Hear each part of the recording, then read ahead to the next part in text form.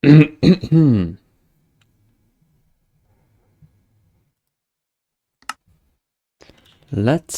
build Route 201.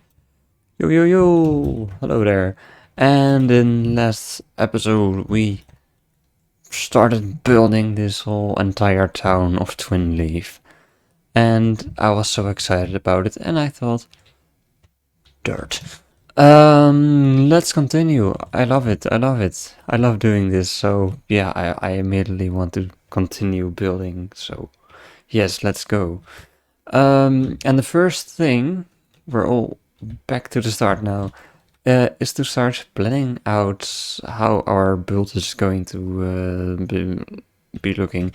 We're going to continue the checkerboard pattern, and it's going to go in this direction towards the Lake of Verity, and it's going into this direction towards Sand Jam Town, if I recall correctly. So yeah, I've got my Pokemon Diamond game ready again, and ready to start counting the blocks basically. So I think the first thing I will do is select this and stack it just once for now. A slash slash stack 01. This will take it back a bit. 1, 2, 3. This is 6.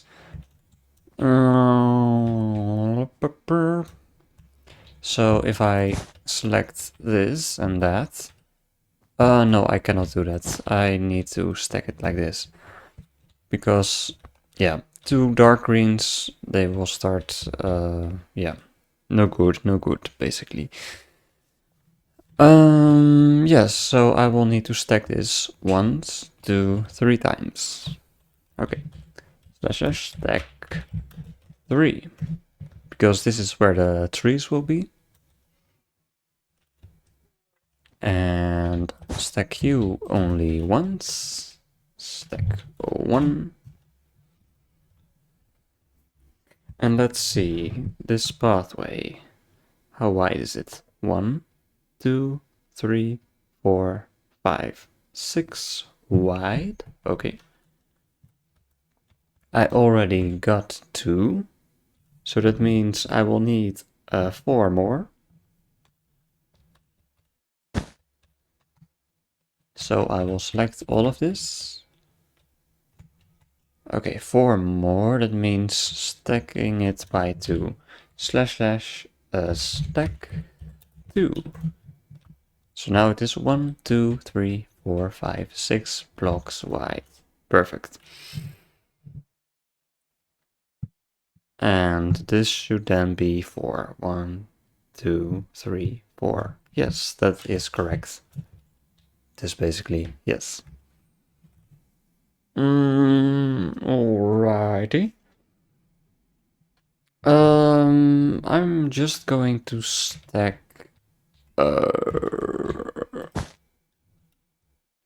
this into that direction for I don't know how many times, but let's just do 7, and we will see how it goes. Are you alright? Yes. I do wonder, since it has been suffocating for a little bit, does it mean that it's weakened? No. It's still got old HP. And that would be a bit of a strategy there. Alright. But now, yes, I will need to start measuring how long this pathway will be. And I think I will do that all by myself. And I will be back with you once I've got all the measurements done, basically. Alright, see you in a bit.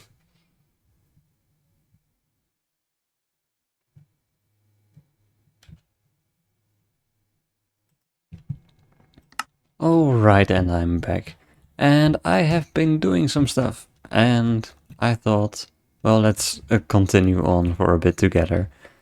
So yeah, well, you can see it. This is what I've been making.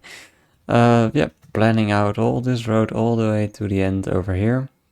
And in the Pokemon games, there are some ledges sometimes.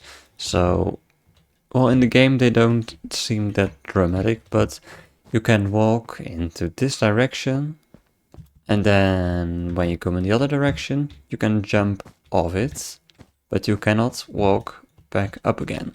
So, well, because you can easily jump up one block, I made this a 2 block high ledge.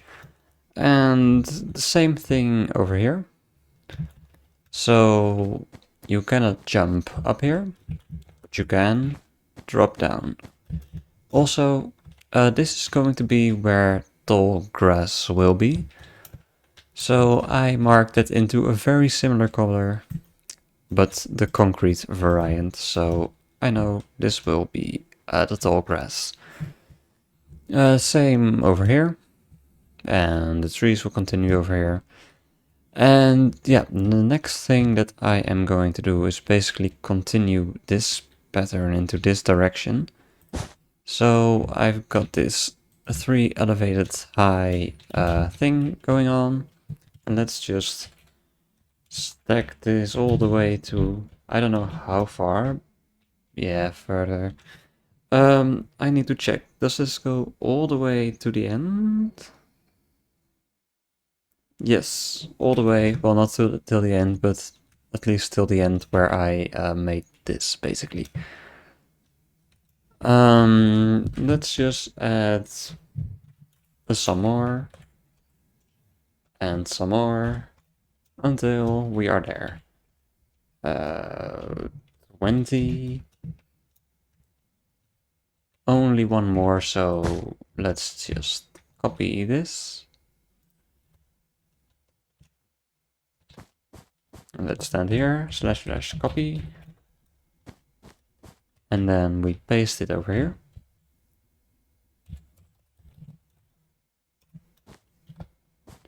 There we go. And now, how deep does this go? 1, 2, 3, 4, 5. But that is including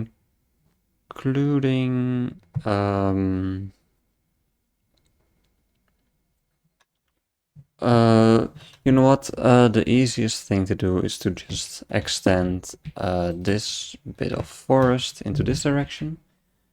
/ tag, I don't know how far, but for now let's do 3. So this will need to continue all the way up to there. 1, 2, 3, 4. And that is basically for the entire way. Yes. So what we're going to do, select this point and all the way over here. Select this bit. And now only 4 extra blocks. So that will be stacking it once, stacking it twice. / stack 2 into this direction. And yes, there we go. And now let's see those trees. Oh yes, they will continue, well, not all the way, but quite a way. Let's just mark where they will need to stop. And then we can easily just extend those trees. Let's see. All right, yeah. 1, 2, 3, 4, 5. Okay.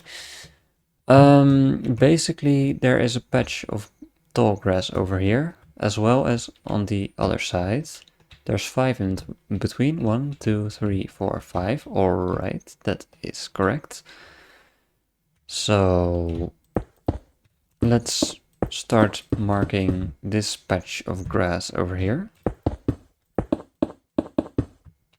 And now this grass will continue for 1, 2, 3, 4, 5, 6 at least. All right. We need, well, I will just show you. / tag, in case you wonder why I'm doing this.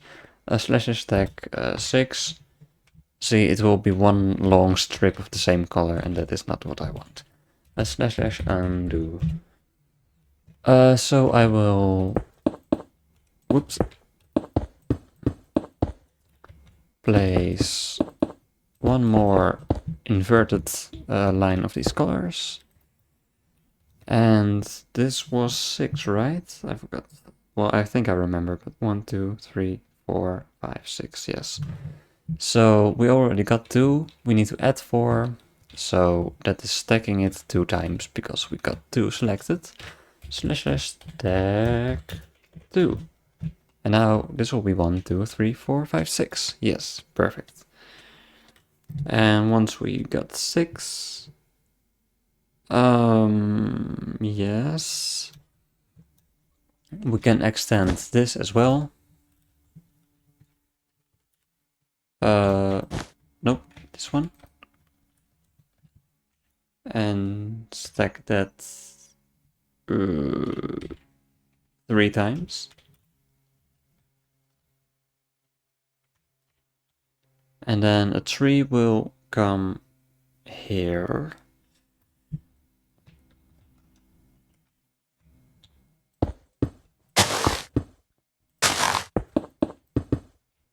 And yes, like this. And like so.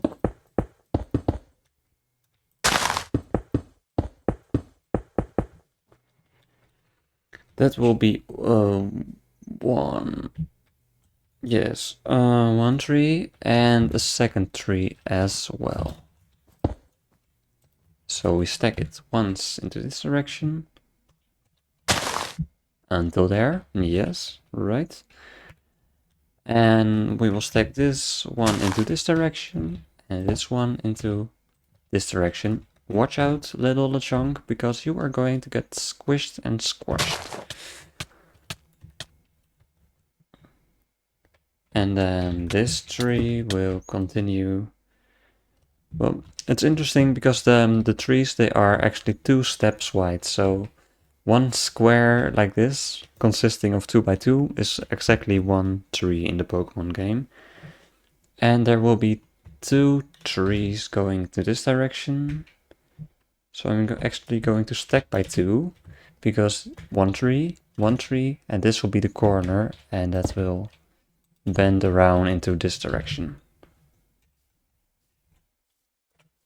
So see, we got 1 tree and 1 tree and 2 trees on this side, and then this will go on into infinity, who knows how long.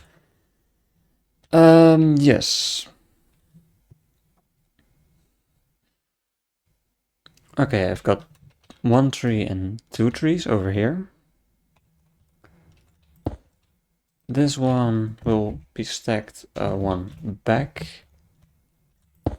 And there will be a tree over here.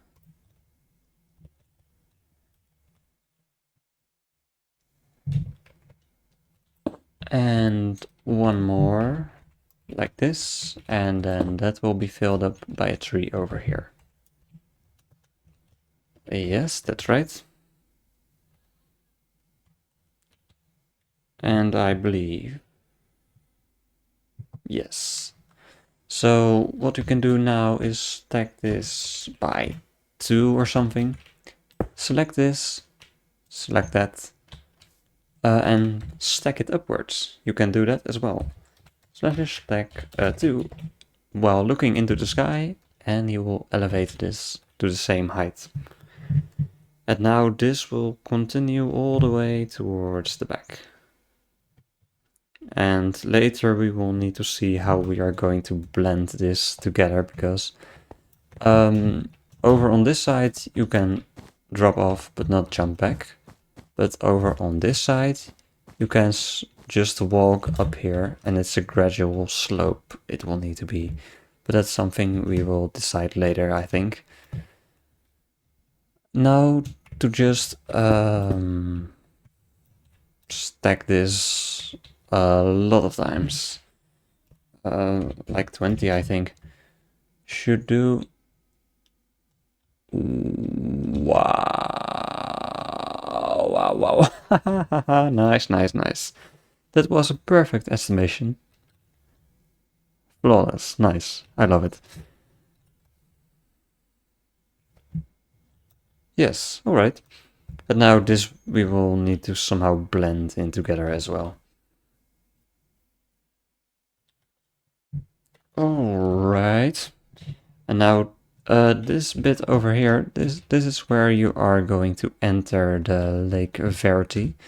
But there is like this I don't know, a cutscene. Well, not a cutscene, but this is where the world ends and you enter like this nether portal of Pokemon and you exit on the other side.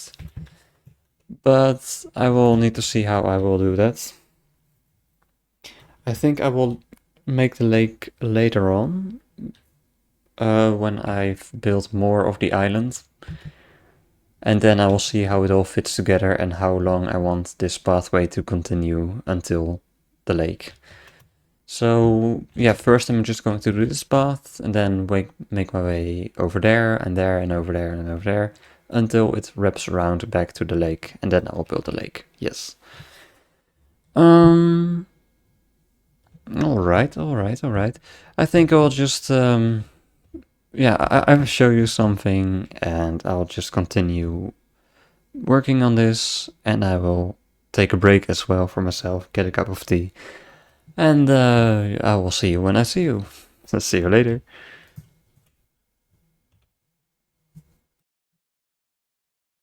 Hey there, and welcome back. I went ahead and did all kinds of things. Firstly, I completed this entire grid section all the way from here to there. And then I started making the paths like this.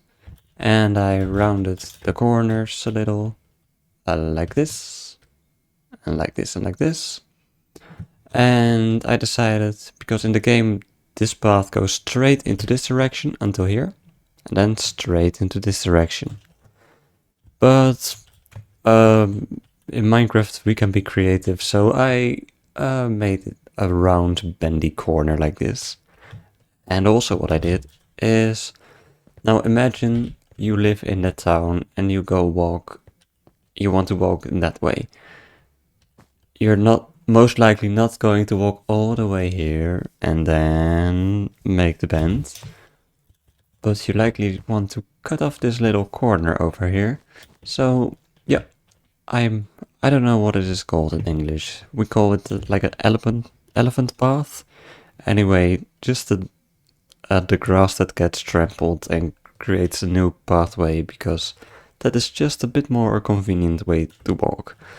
Yes.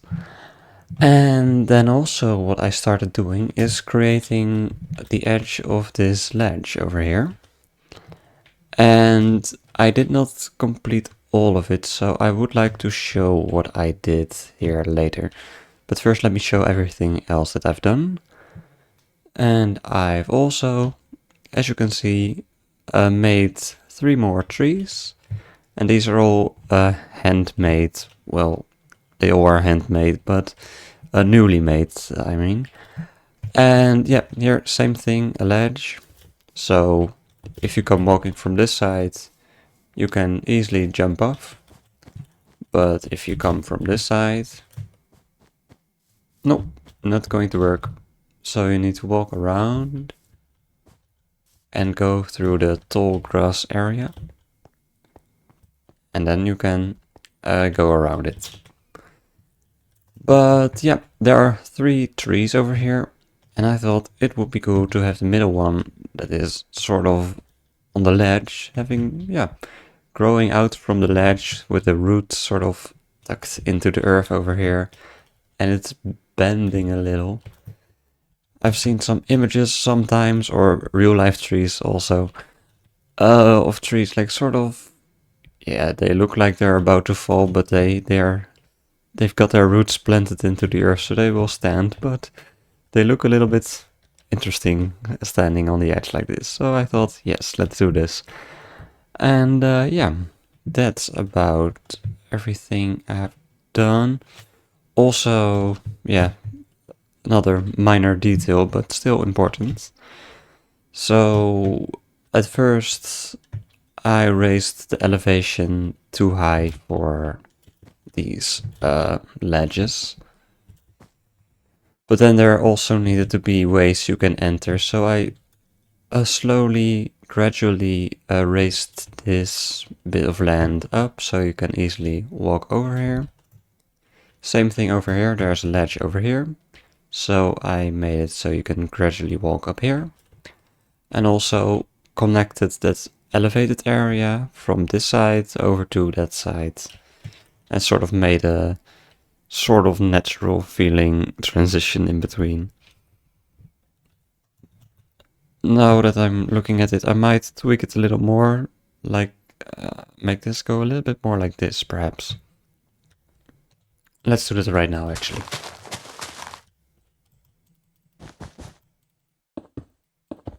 Because, yeah, it felt a little bit too, I don't know. A little forced.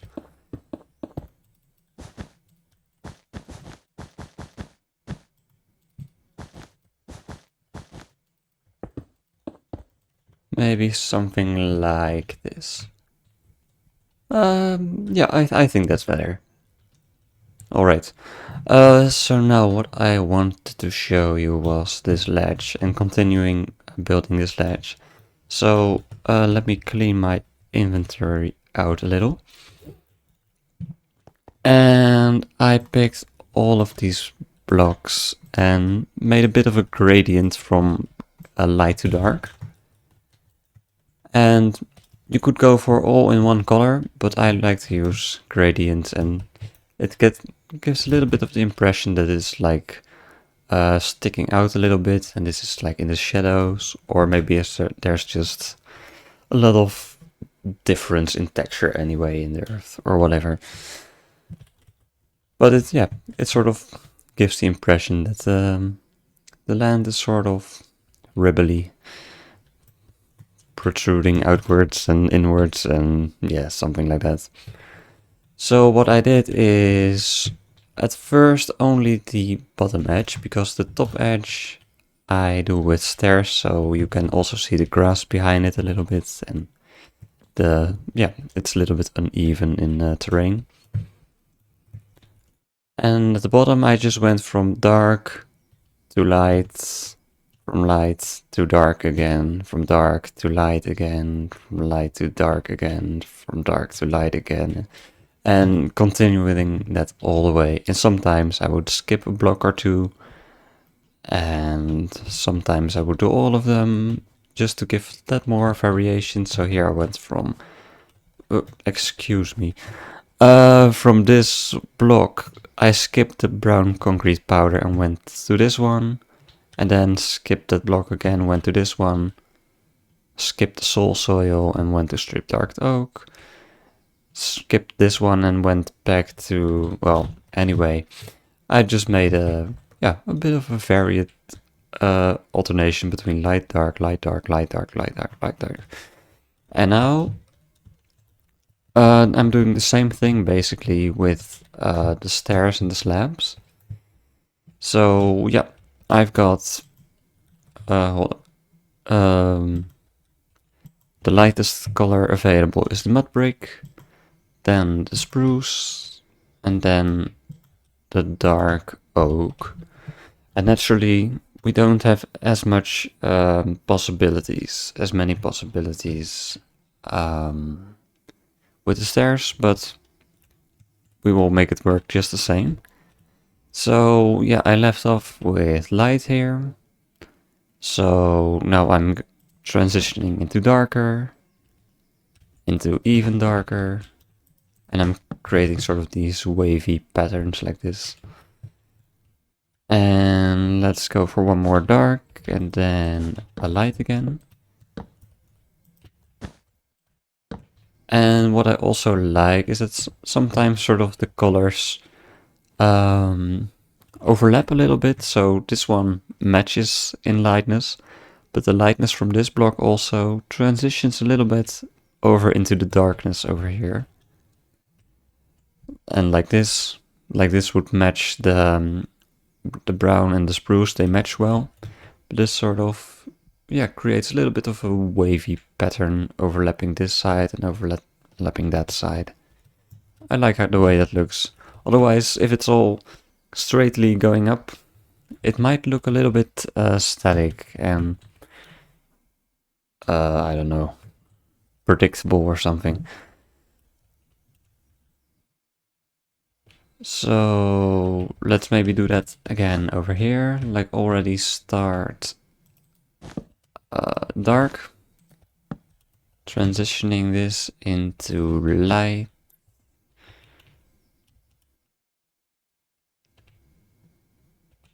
One more lighter and then straight back into spruce. Going into dark.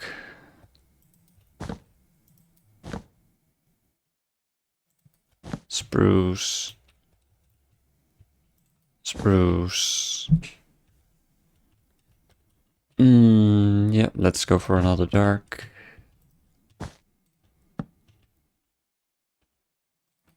And start spruce again. And then a mud brick. And extend the mud brick over here. Have a spruce, a stair here. Dark oak.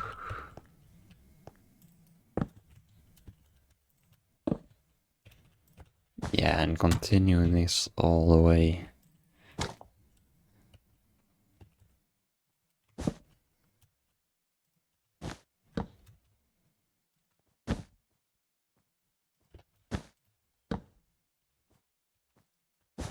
Let's do yet another bit of mud brick.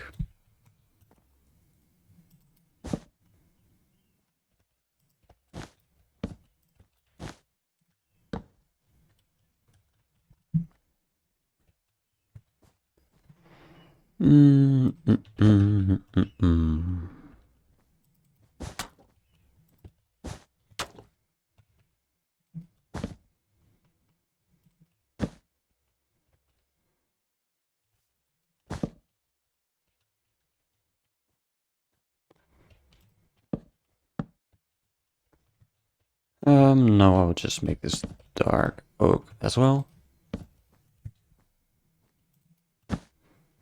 And then go into spruce. Into mud brick. Into spruce and dark.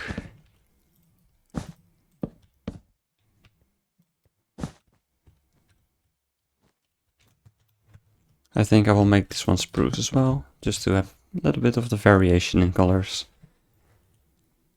And I'll make this mud brick,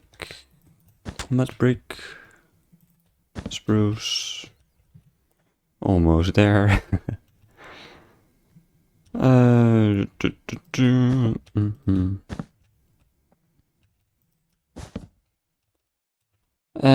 let's end with a dark oak stair over here.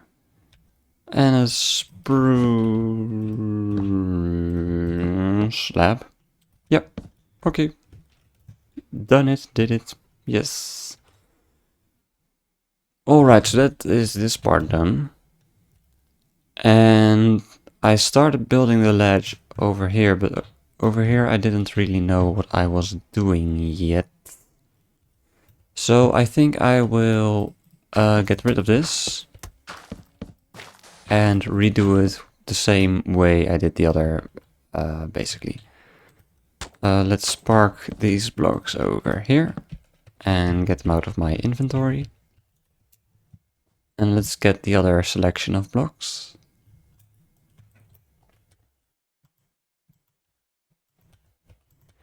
Yeah, sometimes when it's the first time doing something, you need to sort of figure out what you're going to do.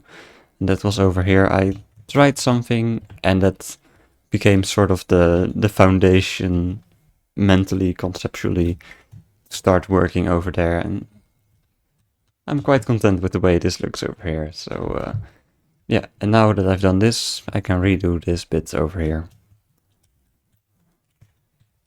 Okay, so skip this one, skip this one, skip this one, going to this one, skip that one, going to dark, whoop, skip, not skip, skip, not skip, skip one, dark.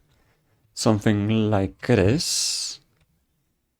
Now removing those stairs up top. And dropping these.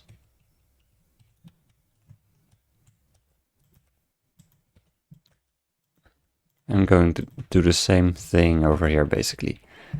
So, yep.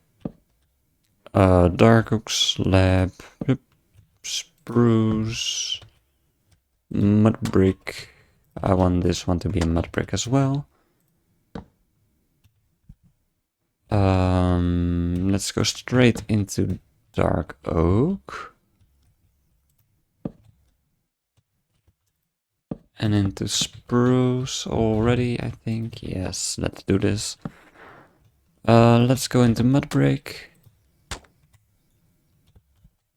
Spruce, dark oak. Let's extend the spruce a little bit so we have more space to work with for the dark oak stairs. And let's maybe make this a long one. Yeah, alright. Cool. So yeah, that's this part done. I think I will cut the recording over here and I will see you when I start doing the next bit. See you.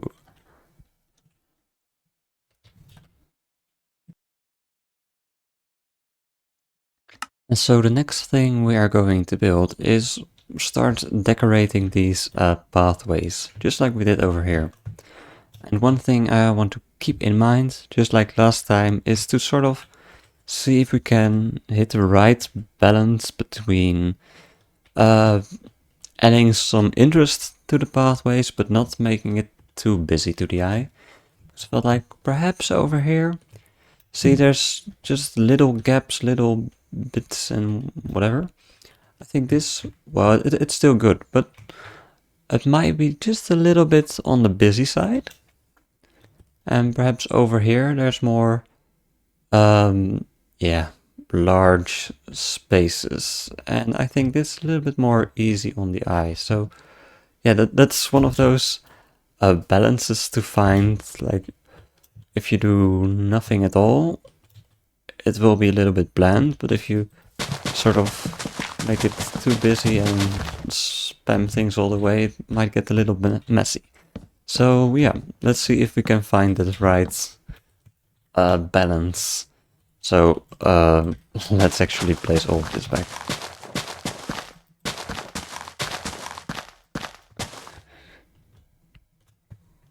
But yeah, I liked it. It's truly is like a big learning process because some things I've done before, some things are completely new to me, and yeah, I like it. I like this project. It's yeah, really. It's giving me some kind of structure to hold on to, having like an existing map, existing world to base this on.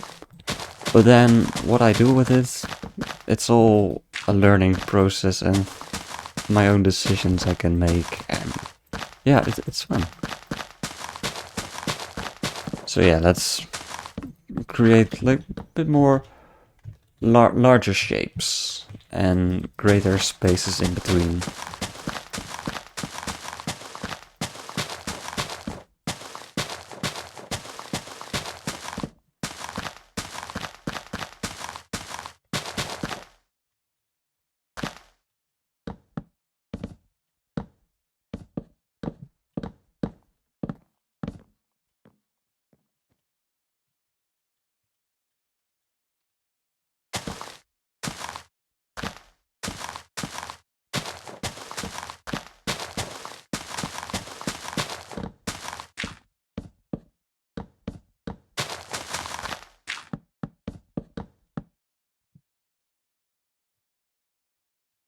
And I think I also want to make sure to keep, yeah, some of the dirt path texture in there.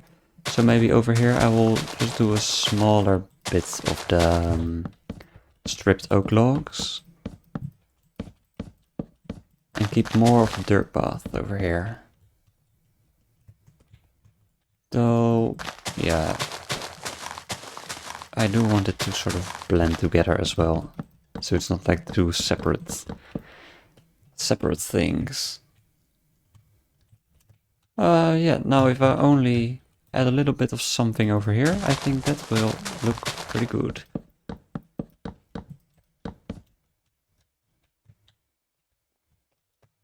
A little bit more, a little bit more.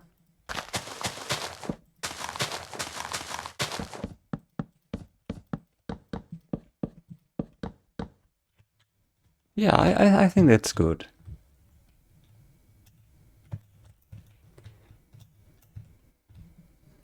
And now there was a tiny little bit over here. So let's, yeah, create a bit of a shape like this, maybe. And maybe one more over here. Something like that, maybe. Oh yeah, that looks good. Like a bit of shading in the patch.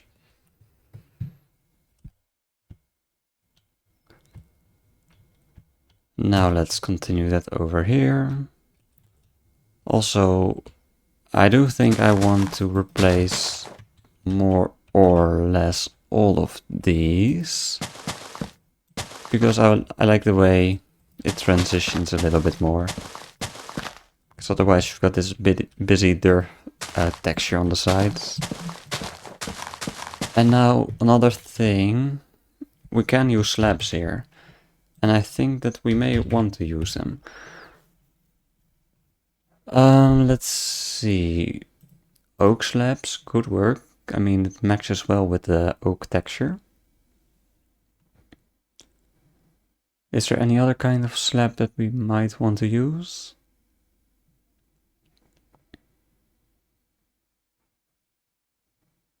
Perhaps the mud brick, but I'm not sure. Because using the slabs we can, yeah, easily walk up to the top. And I do feel this should look inviting to start walking up. Because this is truly meant for walking over here.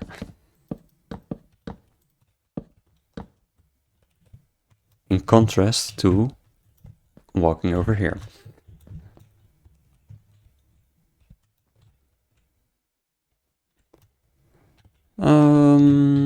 Does that work? We may want to extend this over here though. And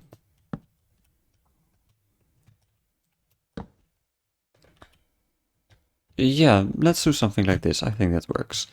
Now to, yeah, sort of blend this together more.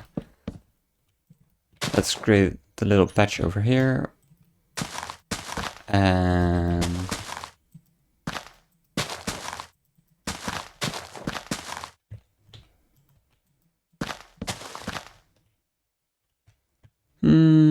let's see.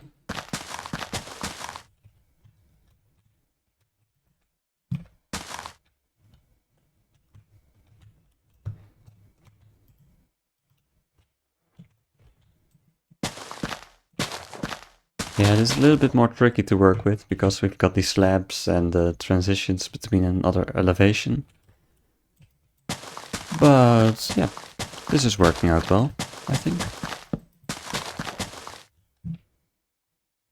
Yeah, something like that. Perfect.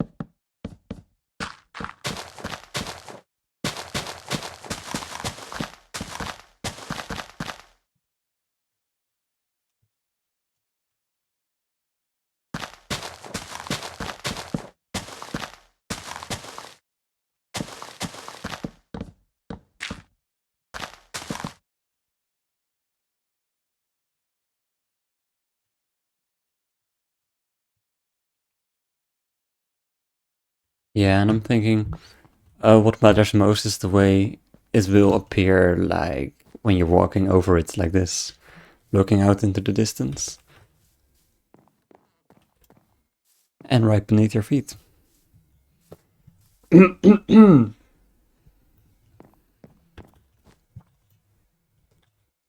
Yes. Yeah, I think I will just keep on going and build these shapes into the pathways, and yeah, just a matter of keep going.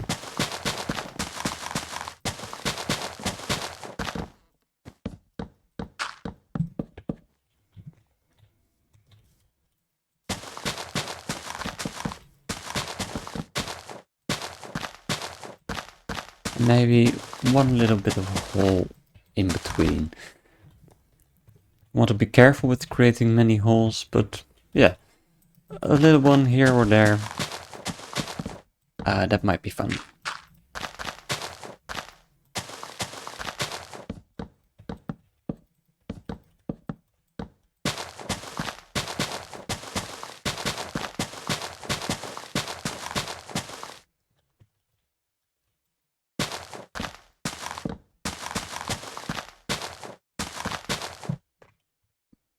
And also I can round this corner out a little.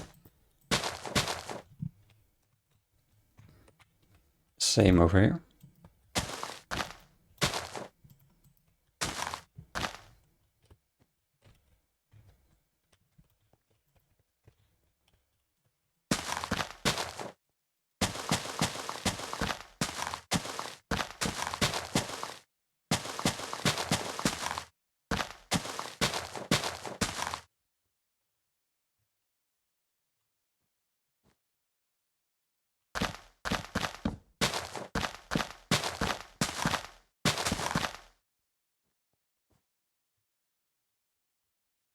And now we've come to the end, and I'm thinking... Oh wait, there's a little bit more over here as well. But I'm thinking, let's see you jump off the edge. Kids are always running around playing Pokemon, and of course they always want to jump off the edges. I think over here should be like a bit of a puddle of dirt. Not like they're jumping into the mud, but basically the ground has been damaged quite a bit over here. So yeah, we could, let's see. I think the packed mud is a good block to use. And maybe some of that soul, though it's a lot darker. And with some of that grass around.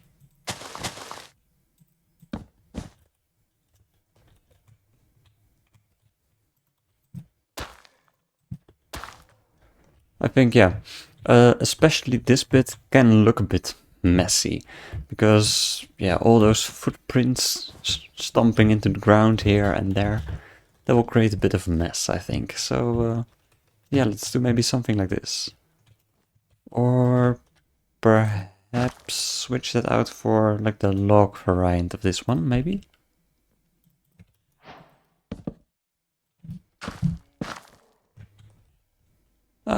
That could work as well. Yeah, I'm not really sure. I could also try oak wood, perhaps.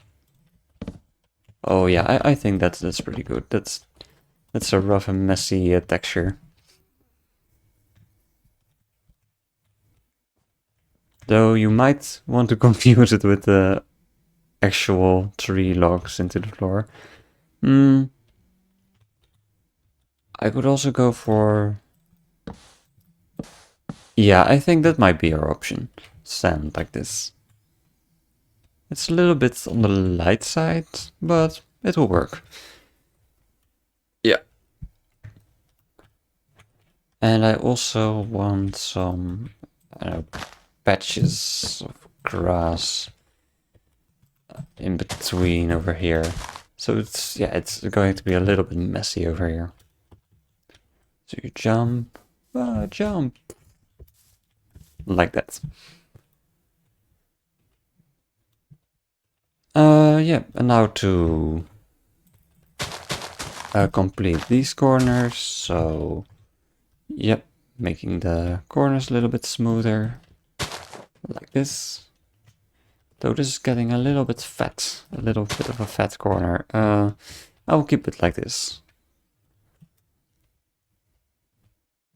And yeah, just round off the edges a little bit. And over here, I think I'm going to extend it a little bit towards the edge.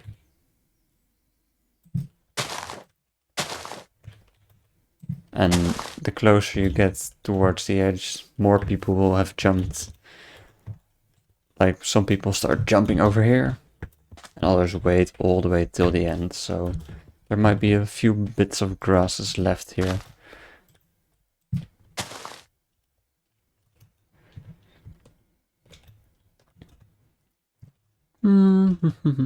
Oh yeah. So now all that's left to do is to start adding in the details of the pathway over here.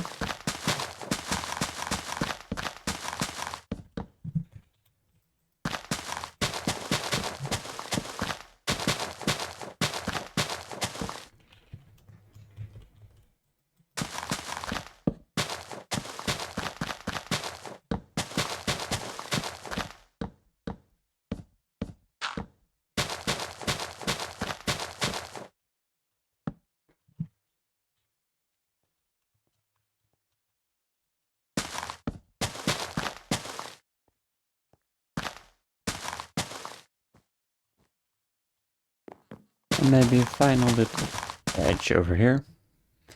And that should do it. Also, one more thing. We can also start adding some buttons over here, like little rocks. A few rocks here and there.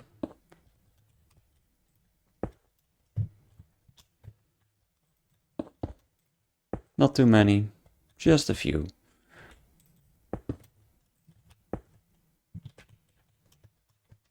I want to turn this one around, like this, yeah. And there's going to be more here on the edge of the forest a bit.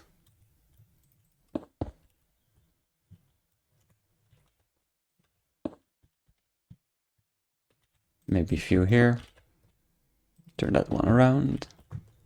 There we go. And yeah, let's do one over here. And that's about it for the pathways. Now to see what we are going to do next. And I will take a break here from building in the real life world. And I'll be back some other time. And see what we will build next. Ooh, we can add a little bit of rock over here. Yes. There we go. And also, all the darker areas are once again marked for the trees. This will be the edge of another bit of forest. But there are also a couple of individual trees over here on this upper ledge area. And also some right on the ledge, like over there. So for all the individual trees, just like over here, I would like to create some real unique individual trees. And for just the complete entire forest bit, I'll just copy the same ones that we've got over there.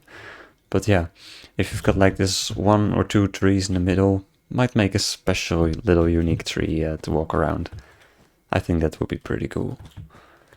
Alright, and see you in a bit.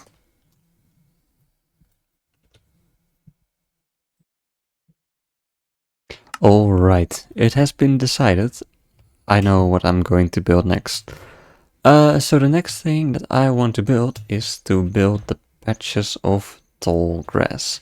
So the lime concrete and green concrete blocks, they look very similar, but yes, these ones will be patches of tall grass, and the same over here.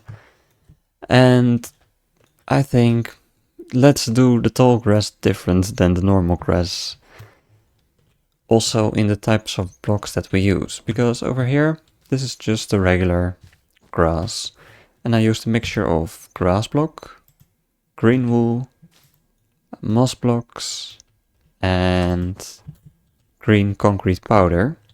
But I will drop the concrete powder and the wool, because those aren't actually types of grass, and that also means that we cannot place any tall grass on it, like over there. So we're only going to use moss blocks and grass blocks, and in addition I thought let's use some kind of dirt as well. So I tried out 3 different options.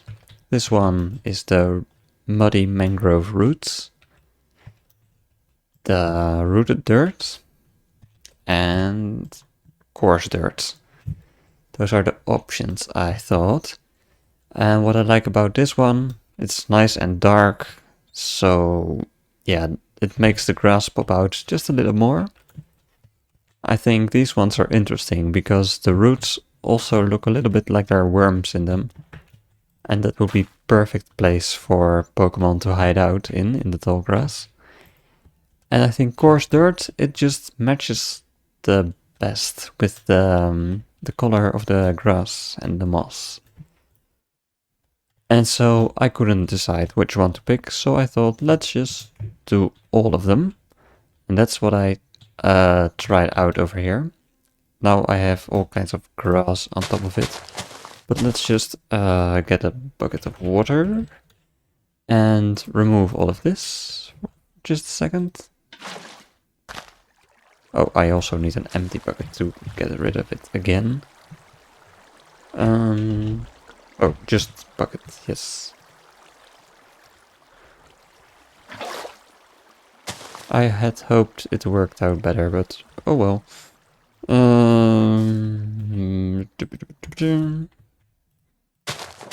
Let's just manually remove it. Oops. I don't know, what was that? So I'm going to use it a bit like a gradient as well. So dark, this one is lighter, this one is lightest. And so there will be a little bit of a gradient, not completely random. But yeah, so these are the blocks that I will be using. Moss blocks, grass, muddy mangrove, coarse dirt and rooted dirt. And then in addition, of course, the tall grass and some ferns here and there. So yeah, I think I'm going to first set everything to moss. Because really I think that, hold up, set moss block. Overall, I think that the moss blocks looks the best for grass or that kind of thing. Especially since we've got this elevation going on. Oops, cell. So yeah, when you have grass on the side, a little bit of dirt is exposed. I like it when it's just grass. And of course, with our coarse dirt mixture, we can add some dirt in there as well. But in general, I'd like to turn all of this into moss blocks first. And then we're going to mix it up a little. Like this. So this, oh, and there's also a patch of tall grass over there, but let's do this one first. So yeah, I think I'm just going to add a few patches of dark here and there. Just a little bit. And let's connect that up. And now let's start surrounding this with coarse dirt, which is one shade lighter. and we can be a little bit irregular with that.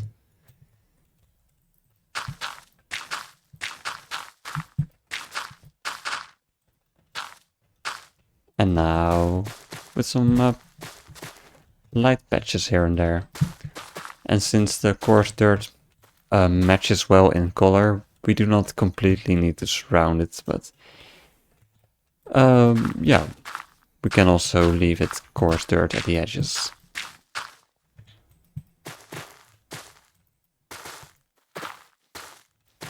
And I think we may also just place a couple of these ones out and about without any... Oops, this one we forgot.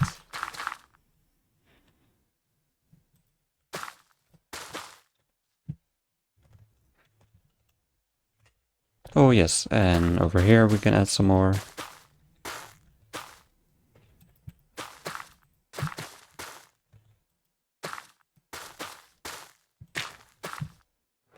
Something like this. And then, yeah, just add some coarse dirt to help blend this in with the grass a little.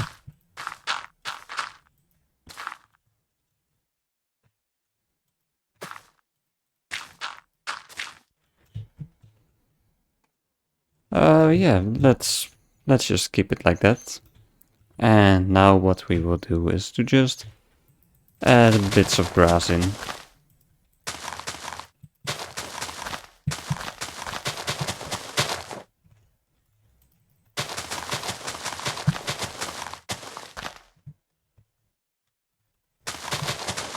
And I think I will keep on doing this manually for a little bit, but I may also use a command later on.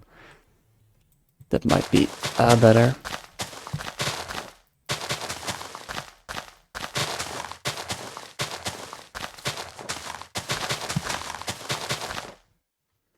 Yeah, see, mixing it up a little bit, it does add some interest.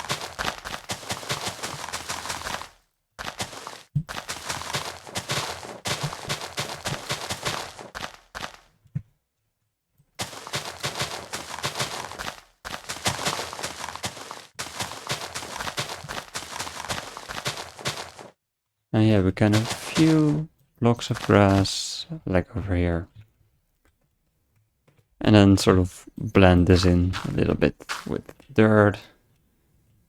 Actually, this one can remain, and let's maybe turn this one to coarse dirt. Yes.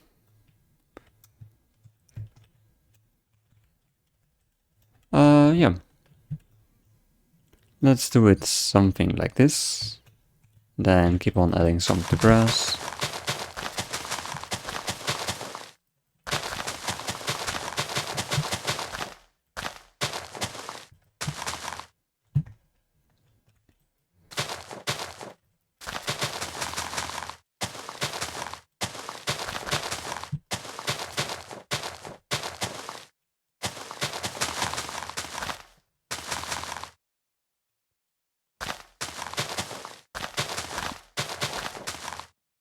And now all that is left to do is to start adding in all of the tall grass. And I think the easiest way to do this is to place one in the corners. Select them. And oh, we can actually mix in the ferns as well. / set grass, and not blocks this time, but just grass. And I think I want to add a percentage, like 90% grass and 10% fern.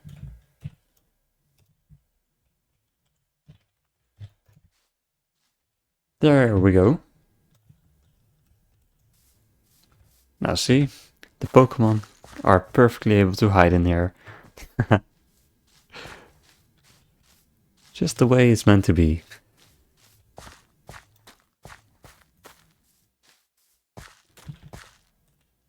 Though it needs to be small Pokemon, but anyway.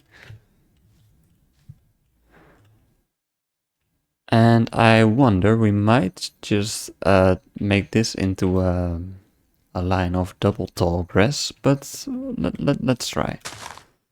Let's first turn all of this into our same mixture that we got before.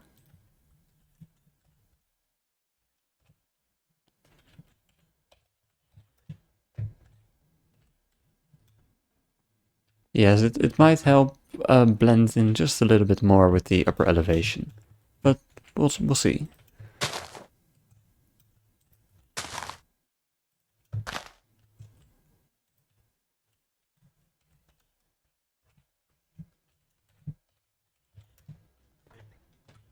There we go. Let's see, tall grass. We replace some of these. Let's first do just a little bit. Oh, that might be cool.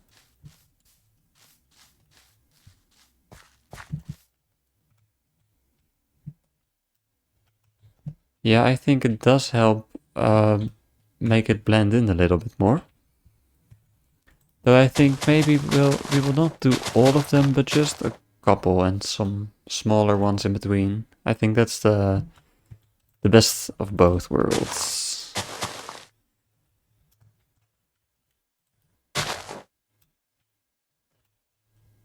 Yeah.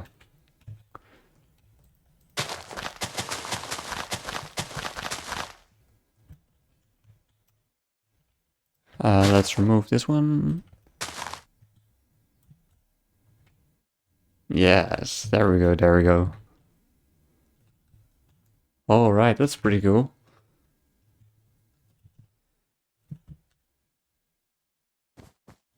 Oh, and we still need to do this bit over here. Let's use the ferns.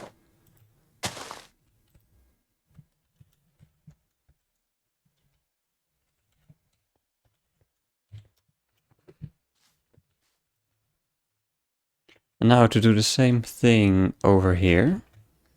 Let's select this bit and this over here. And now let's see if we can well, not manually, but use the command to set a mixture of moss and grass blocks. And I think this will be like 70% moss, 30% grass, or 60-40. You know, let's go in between 65 and 35. Slash set 65% moss block and 35% grass block. Always making sure to say grass block and not grass, otherwise you get the other type of grass.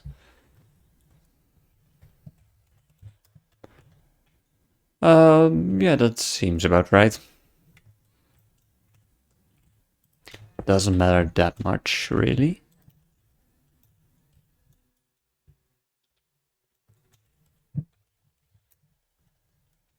Alright.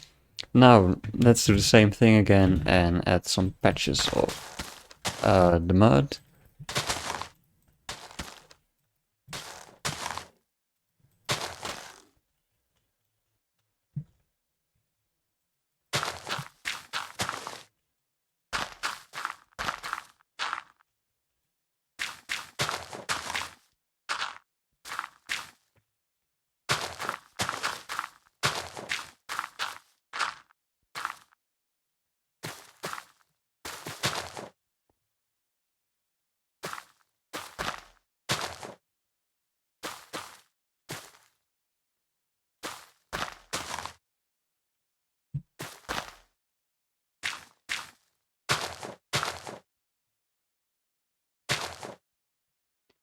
Yes, something like this. Maybe a more wormy bit. Alright, yes. Now, let's do the same thing over here. Fill it with grass. And that Pidgey will be concealed if he doesn't walk out of the grass. Not the grass blocks, but the ferns in the grass, yes. Now over here, creating our selection and setting it to grass.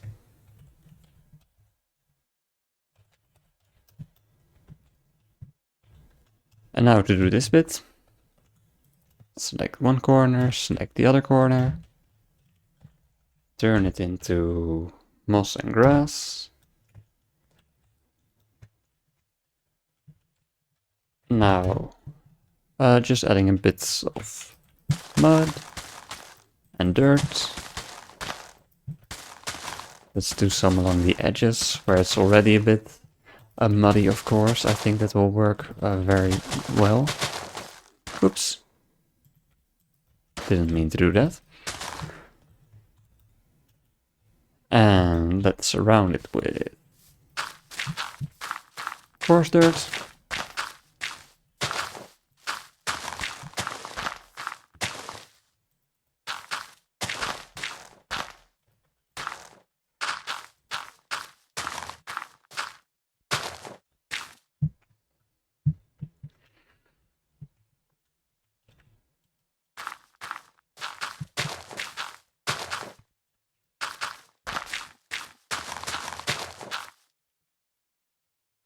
Like this. And now some bits of wormy earth.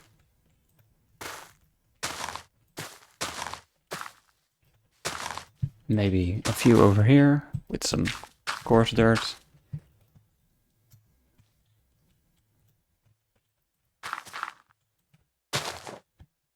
Like this. And now all that's left to do is to fill it with grass.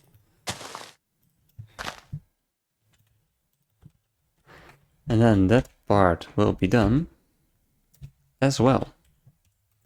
And I may or may not go with a couple of tall grasses over here. Though you do want to see this bit as well, but perhaps just a few here and there.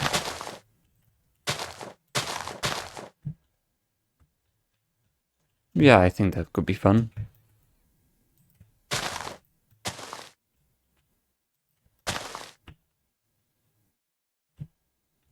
Yes, there we go, there we go. So now we've got all the tall grass done. Now all that's left to do in terms of grass is to add in all the regular grass. That's just a matter of replacing the wool with our mixture of blocks. And let's see, is there any reason not to do it right now? I don't think there is, so let's just do it right now. Just checking. Just to be sure, is there anything else we... Oh, wait. There is something else that we may need to do first, so I will leave that for now. And then we'll do it another time.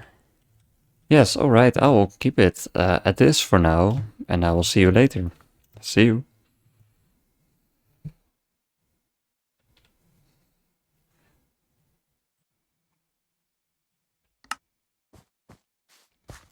A wild Eevee appeared!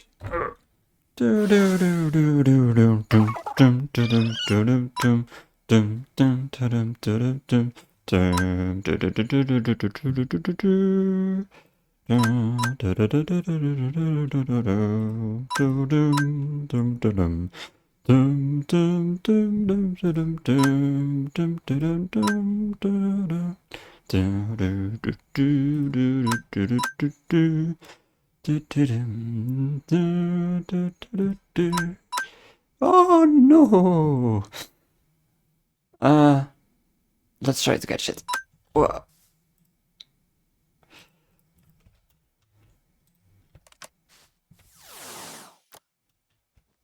Turtwig in the tall grass. No! No, Turtwig! You Eevee. No, no, no. You hurt my Turtwig. It's not nice. Join me. The Eevee is busy.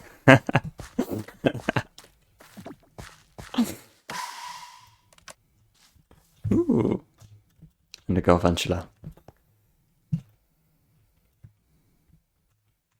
One more try.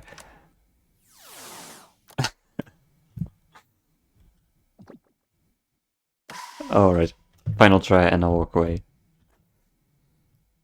Yes. So what we are going to do today is to fill in the grass, but the first thing that I wanted to do before that is add a sign, and I already went ahead and did it.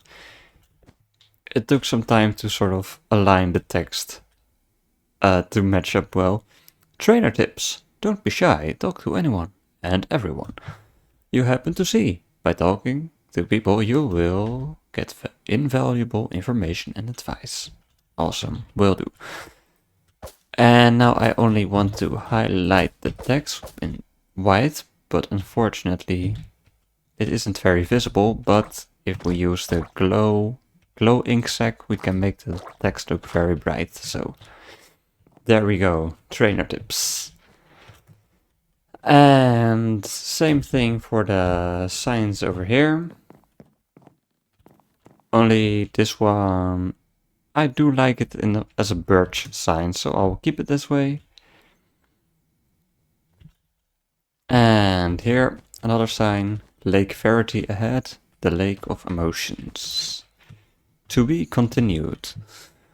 But first, we will go over in this direction, where there is yet another sign. And this one I did want to replace, because in this one I did the warped one. But yeah, the stem is a little bit strange on this white fence post. So I want to remember this text. Get a birch sign. Route 201, send Gem Town this way. RT dot 201 sand Gem Town this way. Alright, and that's that sign done. And that's pretty much all that I had to do before I can start replacing the grass. Also, I will need to locate my... oh wait. I can add some more stones here. Locate my command for that, because I saved it somewhere.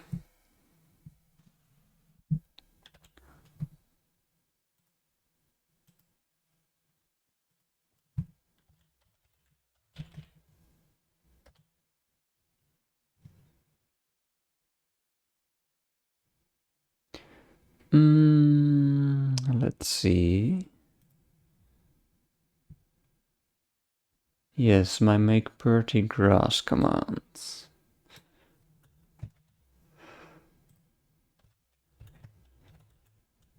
Oh, but first we will need to select the area. And I think I will go from here and leave this one a checkerboard pattern for now. No, actually this one. And oh, pressing the wrong buttons. I made this command to replace the dirt and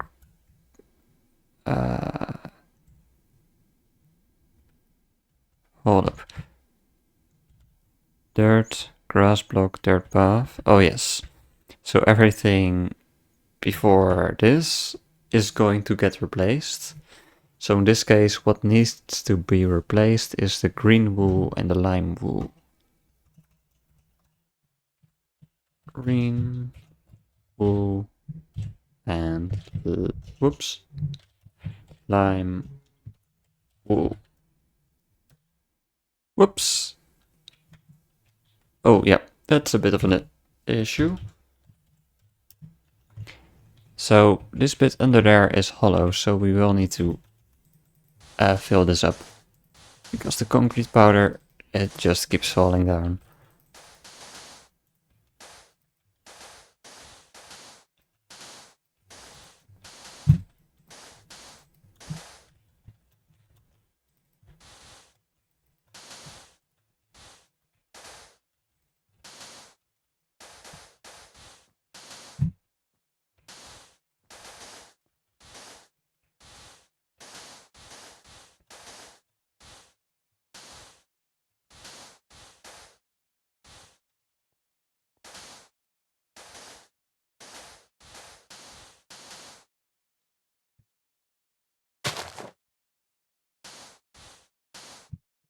I think that one must have been destroyed by the flower or something. Oh yes, that's right. Apparently, when blocks like these fall on top of flowers, the concrete gets destroyed. Or well, not destroyed, but they break. Not that dramatic. And there.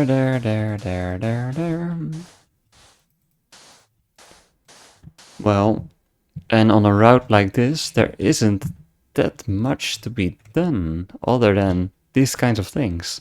So yeah, we will need to build the trees and then copy the forest around it. But yeah, that's pretty much all there is to it.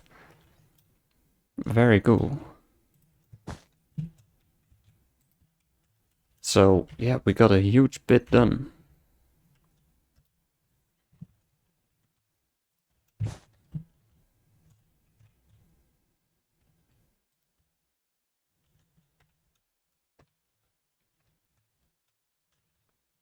And hold up.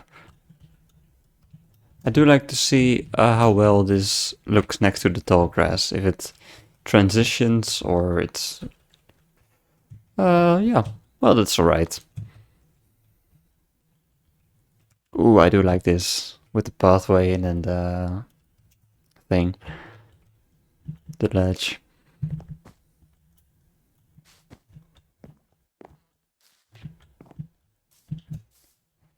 Like in the games, I think there is more of a sharp contrast between the tall grass and the normal grass. But yeah, in this case, there's only one type of color of a tall grass, and that is tall grass. So yeah, it's going to have to be more or less the same shade of green.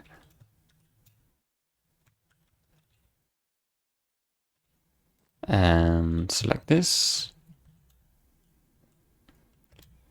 And I do think that I did fill up the space underneath here, so that should be fine.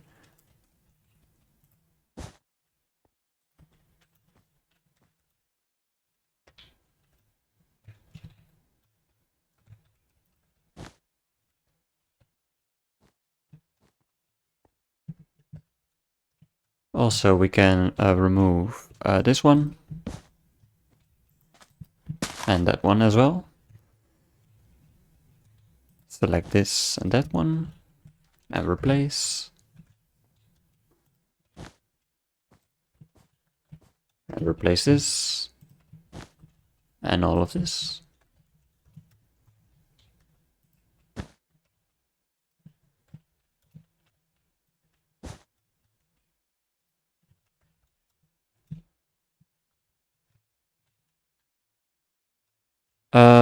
Yes.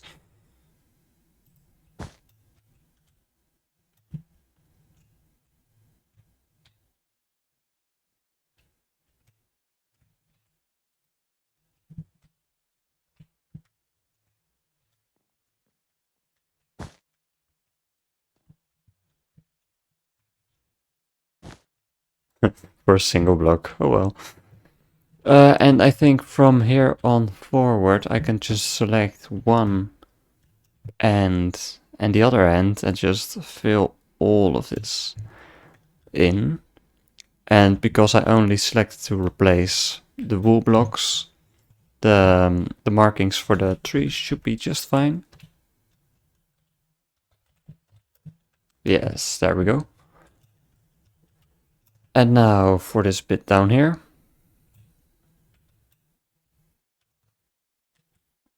And yeah, I think we can also select all of, well, almost all of this. I do want to be careful not to replace the dark green wool blocks from the forest. So I will leave this bit out and do that separately in a few seconds. Like select all of this area and excluding where it could overlap with the... Actually, we could take this one along as well. And replace all of this. And now separately replace all of this here.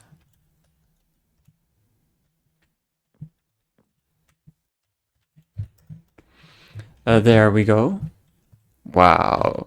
And now we have filled in all of the pieces of grass with grass. And yeah, we are getting so far. Now with all the bright green colors out of the way, it starts looking very, very complete.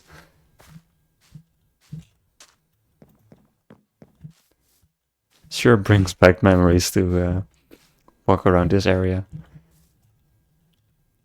Having played Pokemon Diamond so many hours. You can in the game you can see the amount of hours you've played, and I noticed I had played that game for 550 hours or something. I mean, I probably have played Minecraft even more hours, but that's not recorded, so I have no idea, no way to tell. But yeah, Twin Leaf Town in this area, all very familiar. Oh, yes, yes, yes. All right.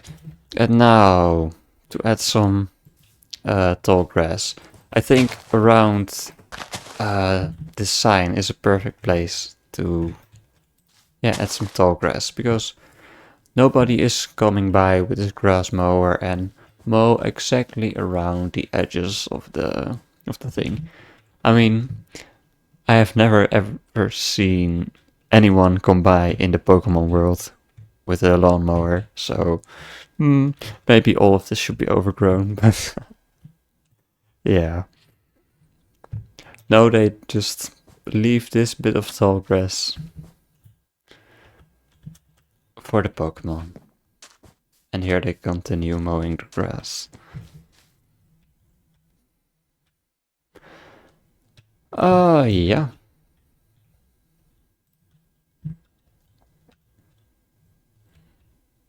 Let's see, what else to do? Yeah, I could go with a bit of grass over here. Perhaps a few bits of grass every once in a while.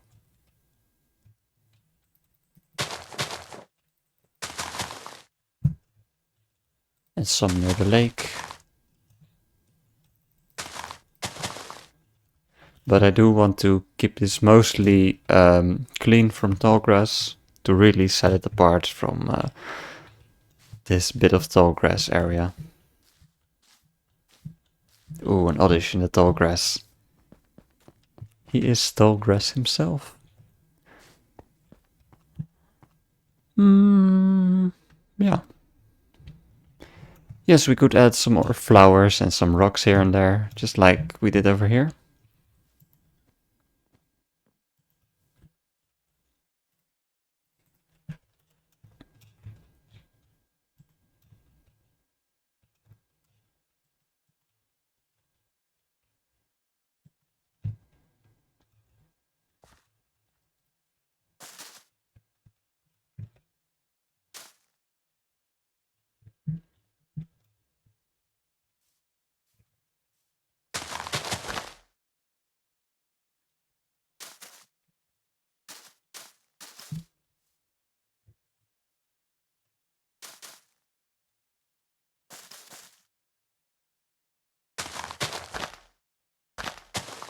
Now I'd imagine the most flowers would grow somewhere along the edge of the forest.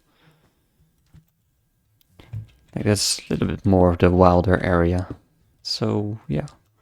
Actually, let's replace this stone over here. So we can get ourselves some grass. Put that in front of it and behind it.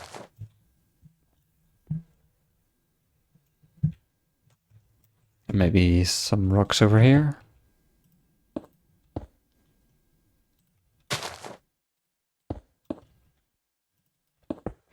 All along the edge of the forest.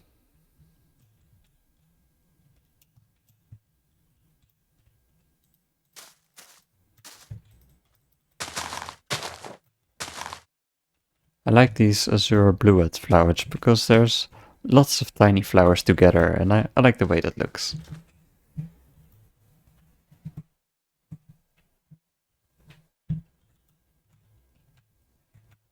And let's add some grass also to help transition this a little bit into the block above. But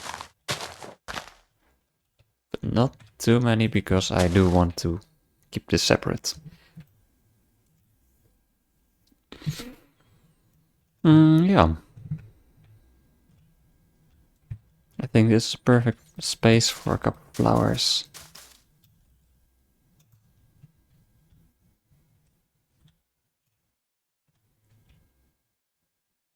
Maybe some flowers over here.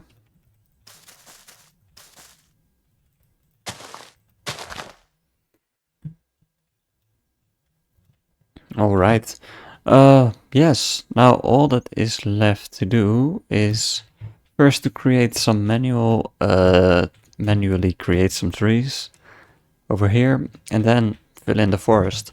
But I think I will wait with filling in the forest a little bit. Well, I will do the areas over here. But the ones on this side, I will wait a little bit. Because all the way over in that direction there will be another town and there will be a lake over there. So I think once I've got all of these bits mapped out, then I can easily in one go just fill in the entire forest in between. And that seems like a good idea. Also, one thing before I cut the video. Let's add some of the Pokemon that would naturally spawn here. So there may be a way to actually get this done in another way, in a better way, but I don't know yet how to do it. So for now I will just add the pasture blocks. And in this way you can... let's see, where am I going to place this? Maybe somewhere hidden under the ground a little bit. Let's see. Well, you know what? Let's place it in here, and maybe we will later cover this up with a tree or something, I don't know. So, slash poke give Starly. And I think we will get 2 of those, and 2 Bidoof.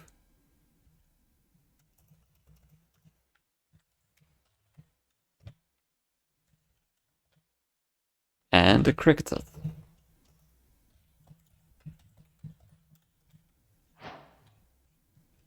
And then what we also need a PC.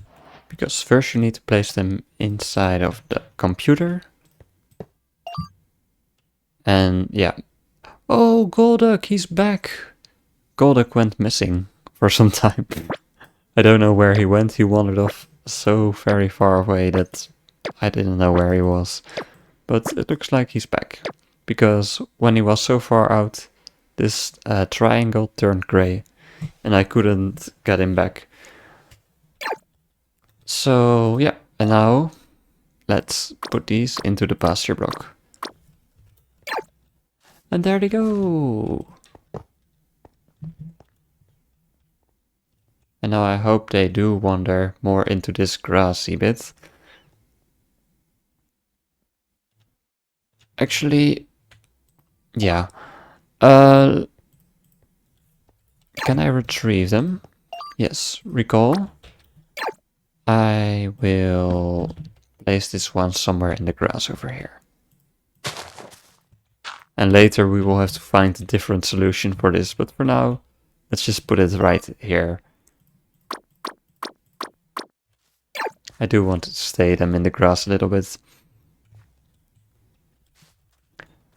That's pretty cool. You cannot see them. Well, you can, but you need to look very closely. They're hidden in the tall grass. Oh, and the Starly made their way up here, it seems.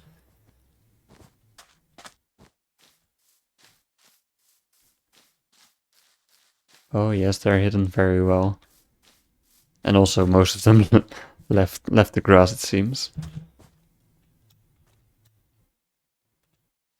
Where's the second Bidoof though? Oh, over here and over here. Yeah, they wander all over the place. But that's okay.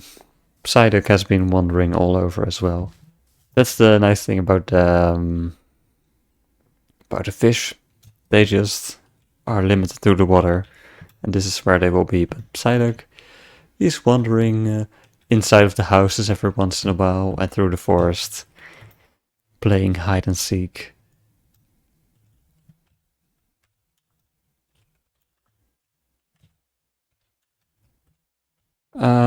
It looks like Psyduck is over there right now.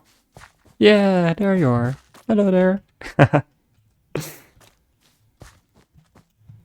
Oh no, Rapidash, don't set my forest on fire, please.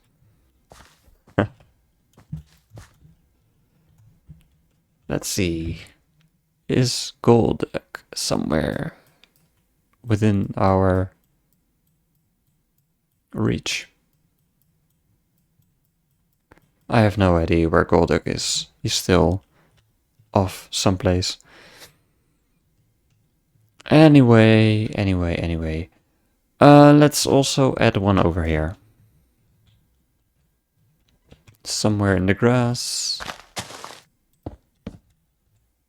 And let's give myself some more. Yeah, another Kricketot. Another 2 Bidoof. And another 2 Starly.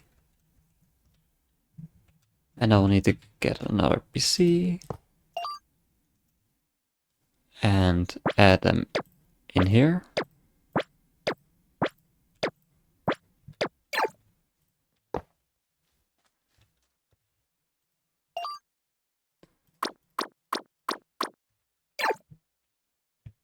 There we go. So now you can encounter all the Pokemon you naturally would encounter over here.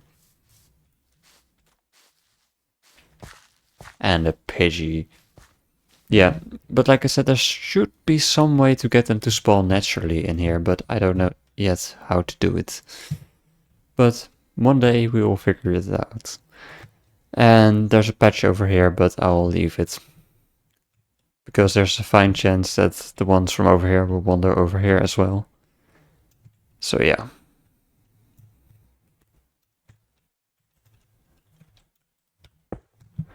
Alright, let's cut the video here and I will start designing some more trees. And yeah, we're all so close to done. And also we need to replace this ground. But let's do that in the next time. Alright, see you later.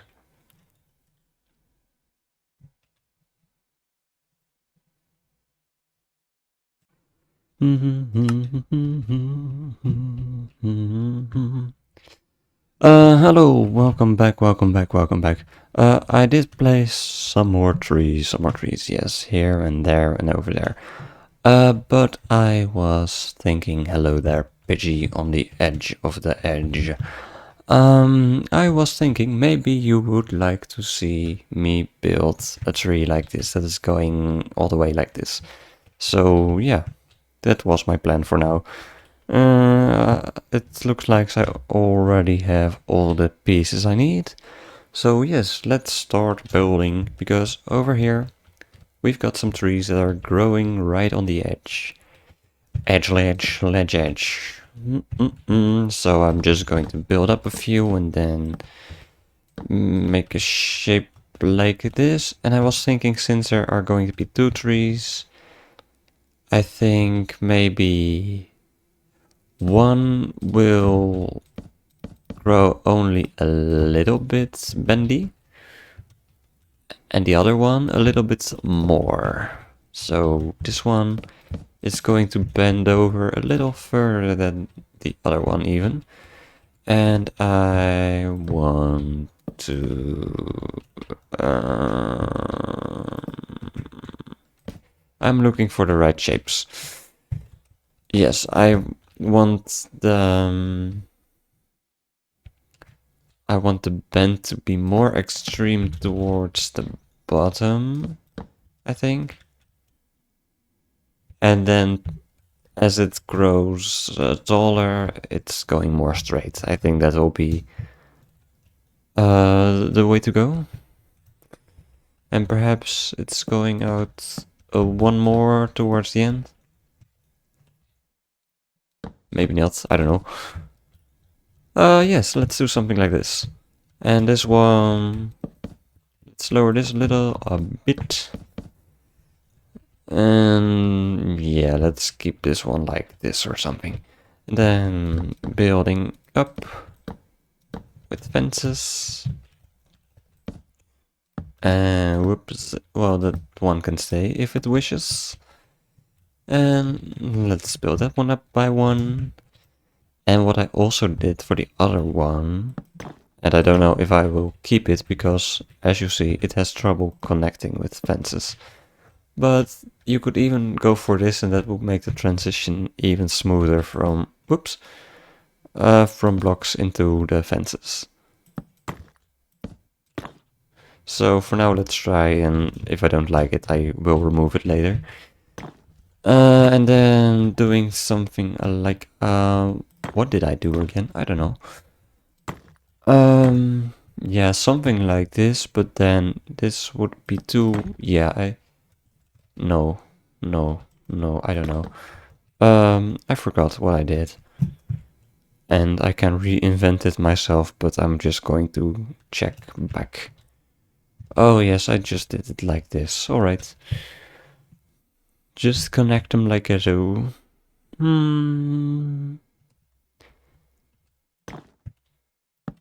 Yeah, like this.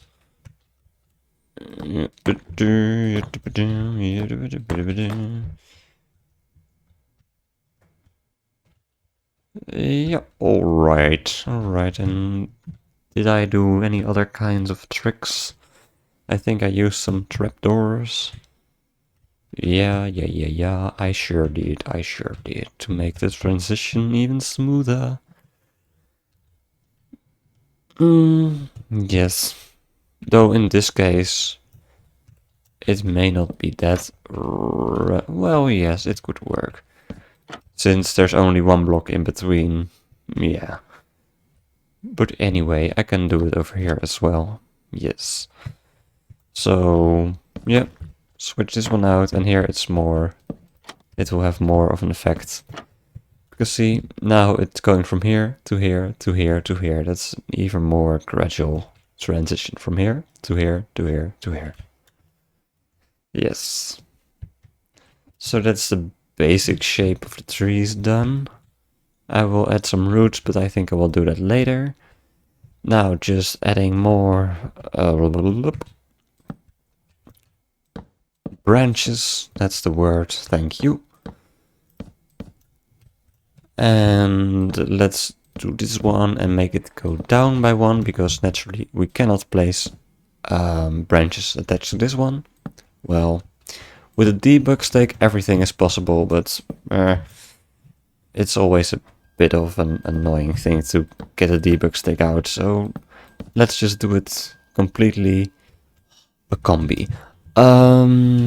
Vanilla, well, not vanilla proof, but survival proof, I don't know, command proofs or something, I don't know. Anyway, yes, debug stakes, they're cool, but if you can do without, in this case, I do like to do it without. And also something that to keep in mind that I could perhaps have done better in this tree, like even though it's bending like this, all the branches are still horizontally. I think, well, perhaps it might even be accurate, but in this case I want to make the branches angled down a little bit more on the side that is bending over, basically.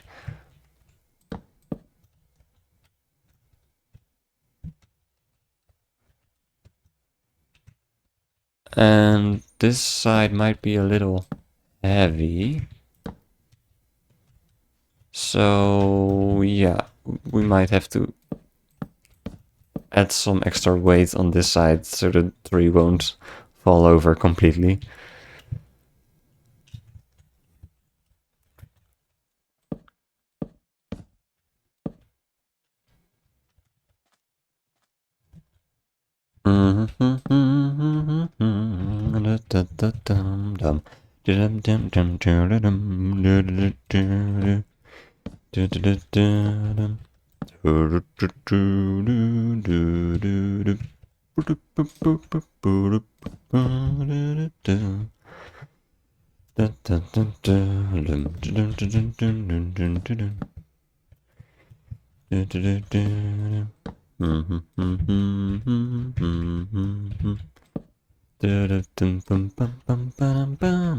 It's such a fun song, the Thomas the Tank Engine theme song. I love it.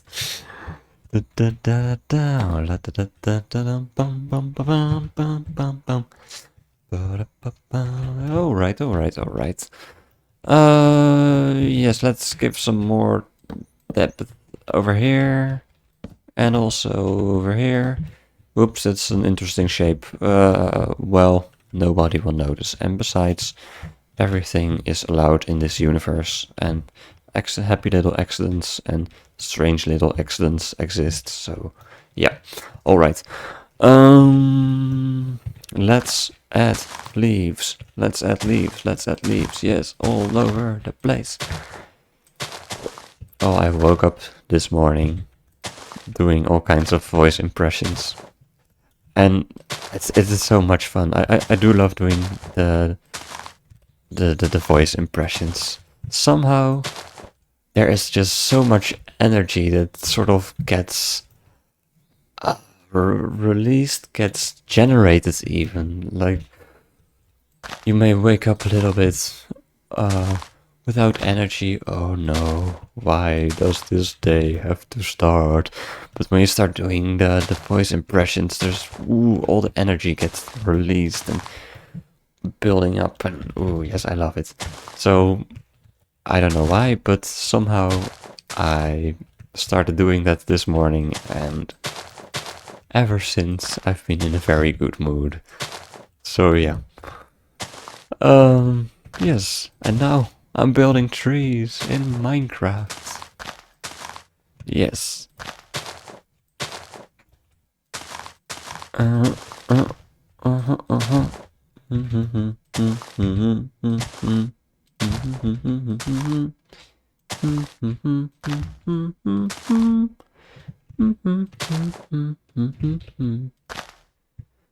いつも思い出はどれも全部ボールの中にワン、ツー、スリーで飛び込むいつか描いた未来が僕のポケットにあるから始めましてはいつだった初めてさためらうことなどない That's enough.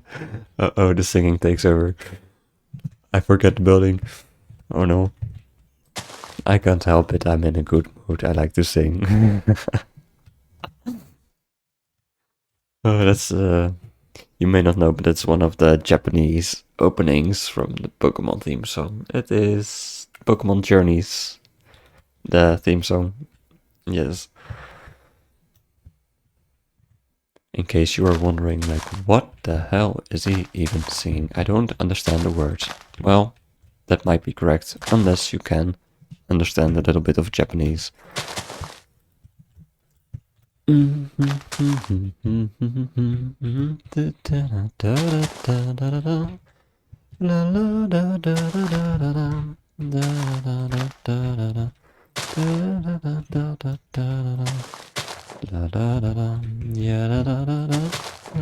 Oh yeah, so now I'm just replacing some of the leaves with oak leaves to yet again add a little bit of that vibrancy to the leaves, as if the sun is shining on the leaves and it looks all nice and cozy and refreshing.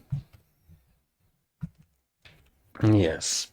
Alright, that's one tree not completely done, but done-ish.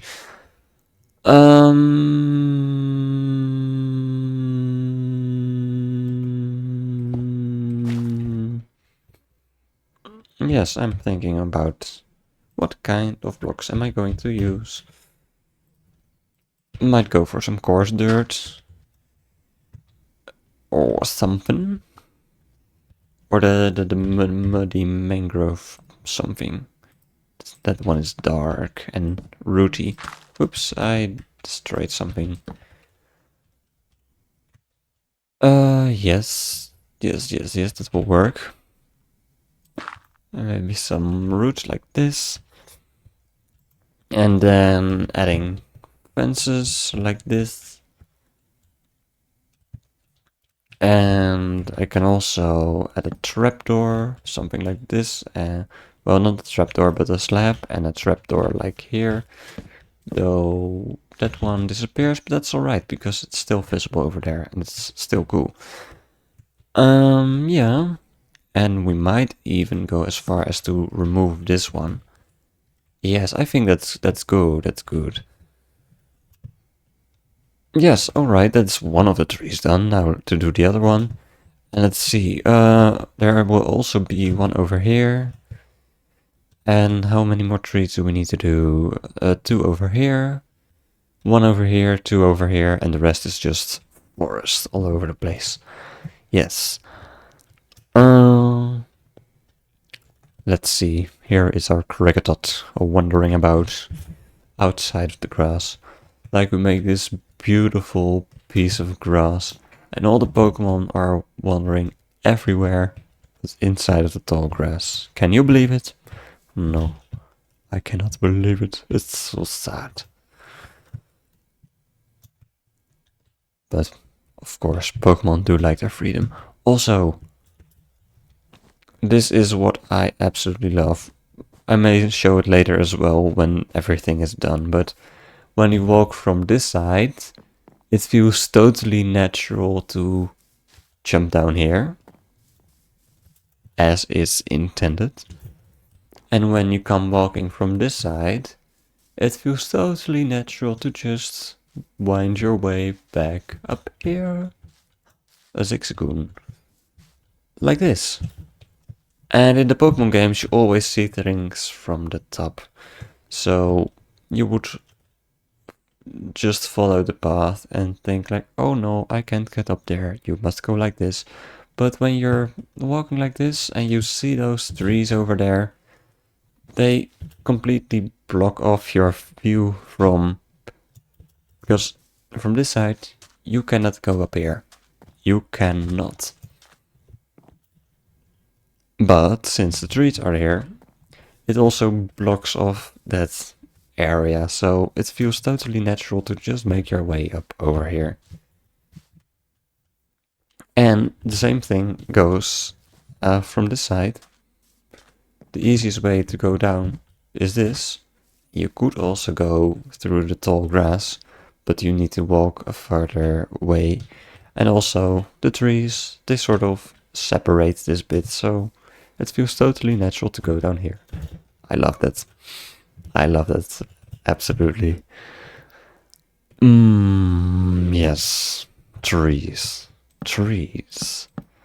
My old nemesis. Trees. That's Kung Fu Panda bit. Only it is stairs. Yes. And the same thing over here. Oh, forgot to look. Yes, that does look nice with the branches hanging down a little bit on this side. I like it.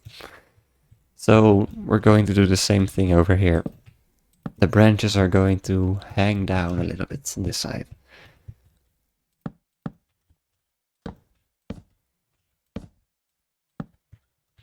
We place this bench post over there.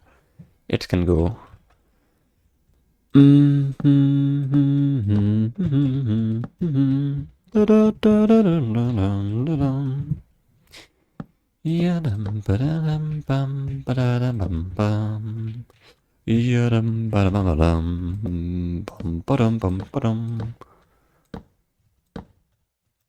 bum bum bum bum bum bum bum bum bum.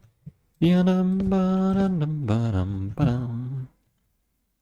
Yam dum bum badam bum badam. Yam bum badam bum bum.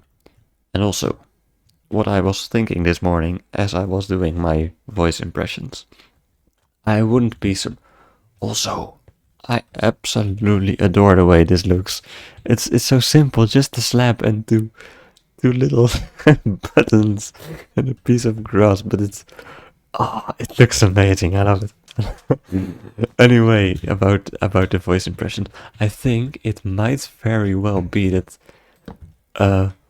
Pokemon originally encouraged me or allowed me to cultivate my ability to do voice impressions, because the Pokemon, they usually say their names in the anime, that is, and they say them all the time, and of course it is fun to say them all the time as well. So yeah, especially all the old ones like for the Arbok. Charmander, Charmander, Babasar, Squirtle, Squirtle, Squirtle. And all the Pokemons have their own unique voices. And I would do all of them. All of them. And I think that's, well, as with anything in life, the more you do something, the better you get at it. Whatever it is, you just get better and you do it. And you, especially when you have fun with it, then you do it even more and you will get even better. Anyway, none of that's even relevant because it is, yeah, it's just fun. But anyway, perhaps doing all those Pokemon voice impressions has allowed my voice to become flexible like that, and also to build that confidence. Geodude.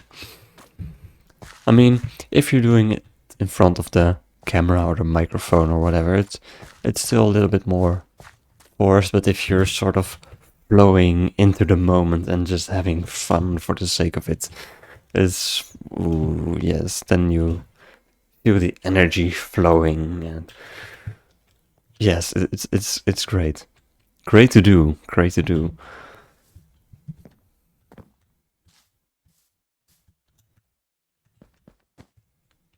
Free. I grew up with mainly with the first Pokemon series, like 1, 2, 3, and Gen 4. I didn't watch the anime that much, so I don't know what sounds Bidoof make in the anime. But I do know, like, the treacle,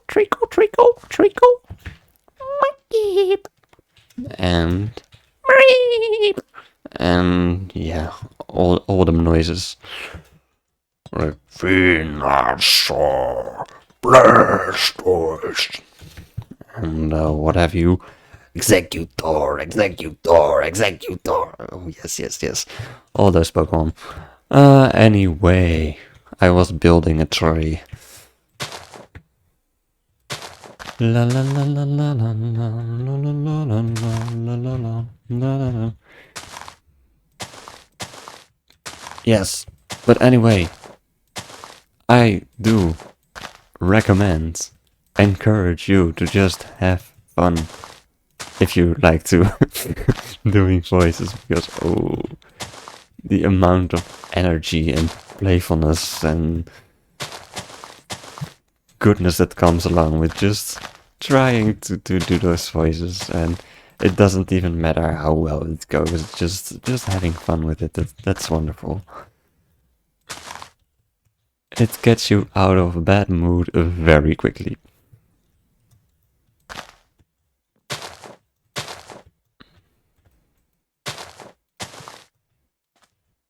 I'm having difficulty placing things.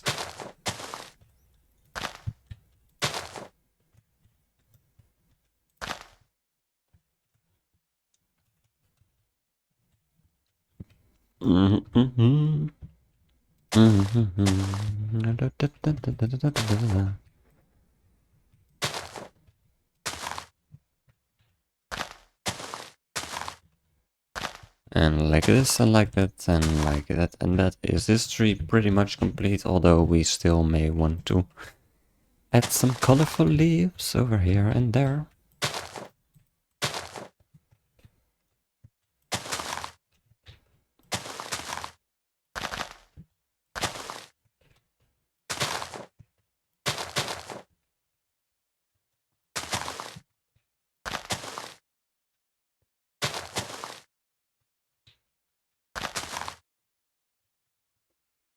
Yeah, and I'm thinking could, if I want to, add even more of these bright oak leaves.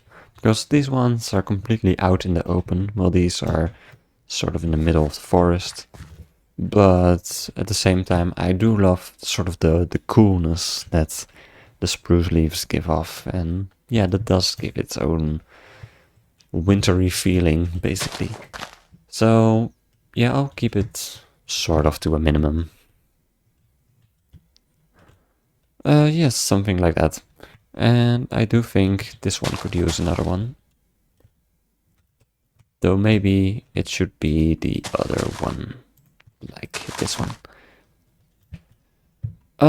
Yeah. Also need to add the roots. The roots, the roots, the roots are on fire. No, they are not. The roots, they are grounded.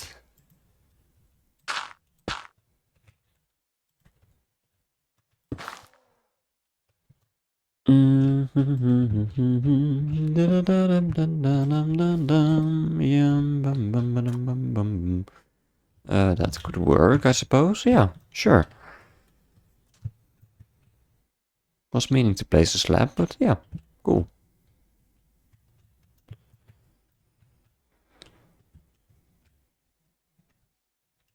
Alrighty.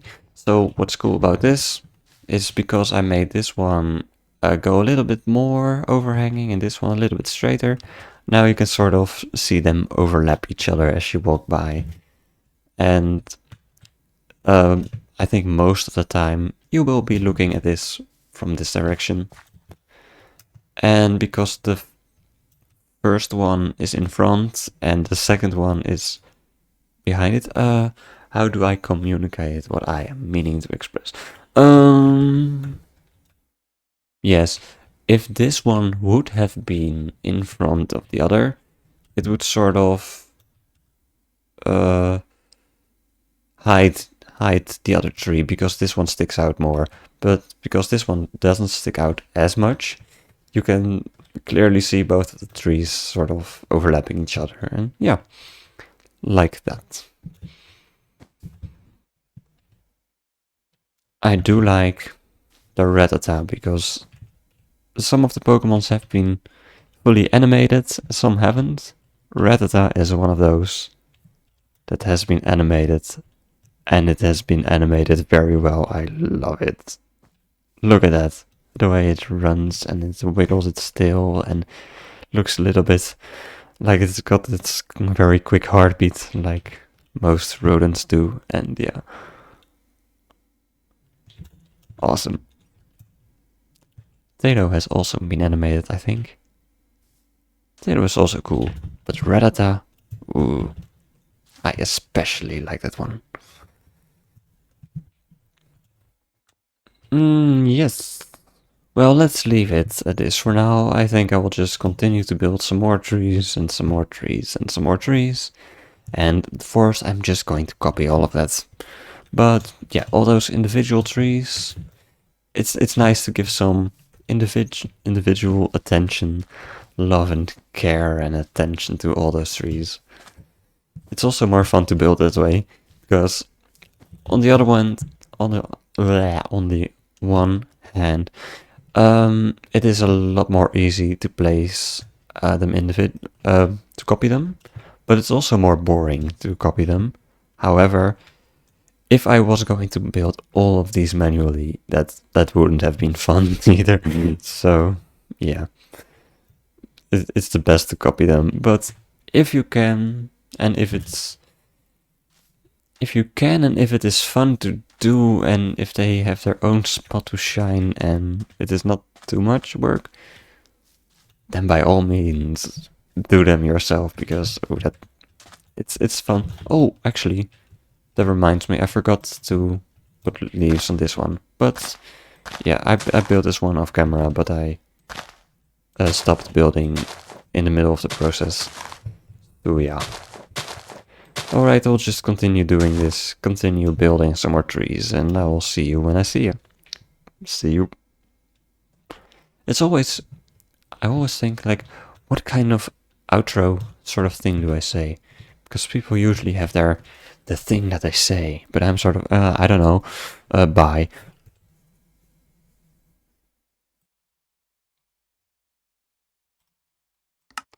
And welcome back. And now for the, I think pretty much final part of this route is to start placing all of the trees and also changing the floor to to our mixture of blocks, basically. Yes, and I have not really been looking forward to this part. I think it's so, it just takes a lot of work and it's a little bit, whatever. But yeah, just gotta do it. And I am looking forward to what it will end up looking like when it's done. So let's go. / copy. Luckily, we've got all our trees ready and selectable, so that will help out a lot. Yeah, so yeah, everywhere where there's these checkerboards, that is where we are going to place the trees. So let's place one here. / paste -r, because we don't want the air to start breaking the surrounding terrain. And yeah, I'm going to select one type of tree per time and just copy a few here and there, spread them out a little bit, and later we will start rotating and selecting the others.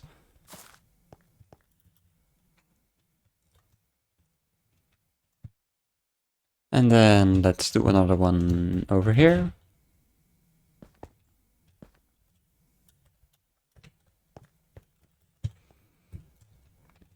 But when I'm recording this, I do find it is a lot easier than just doing it by myself, because, it helps me to keep sort of focused on, just keep on going, and yeah. Though sometimes it's also nice to just listen to some kind of a podcast or a video or whatever. One over here. And I will not fill in all of this yet, but I think I will do like a little bit around the edges or something. Also, that is an annoying glitch bug something with the Distant Horizons mod. There's like a floating tree in the air, but actually when you get close, it's not there. So I may need to update the mod or remove it and reinstall it or something, because that's really annoying. For 1 second I pasted that tree into the air and then undid it. But now it keeps on showing up every time, so yeah. Yes, trees.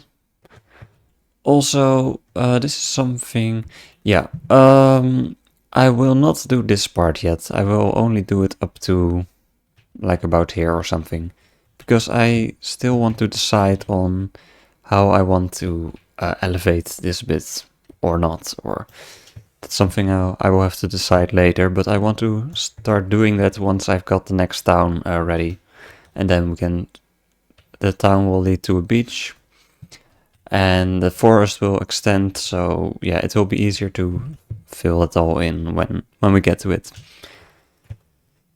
So yeah, but let's at least get it a little bit ready enough for now.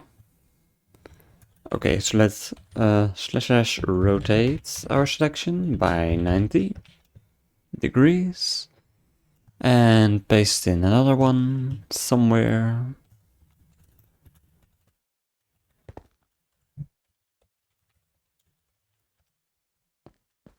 Actually, oh, now I need to undo it. And that will create like these ghost trees. Let's place it over here.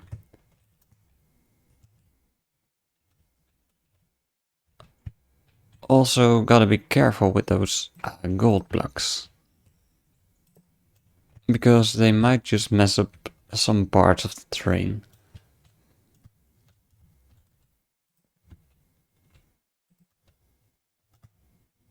Like over here. Breaking the grass. But oh well, we can fix it later.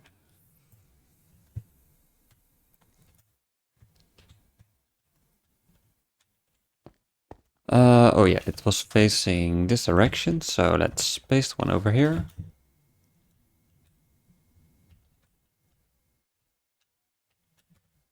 Oh yeah, oh, see?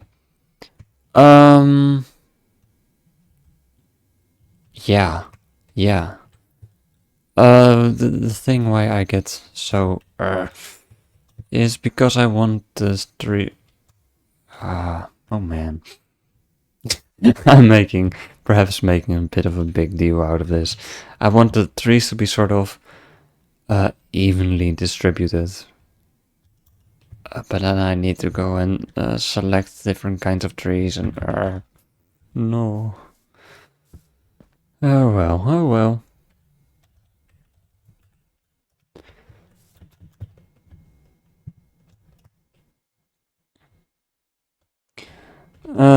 Yeah, let's just keep going.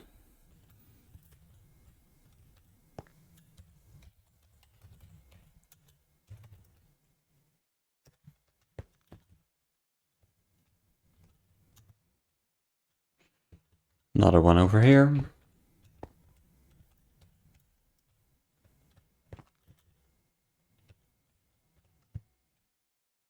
Another one over here.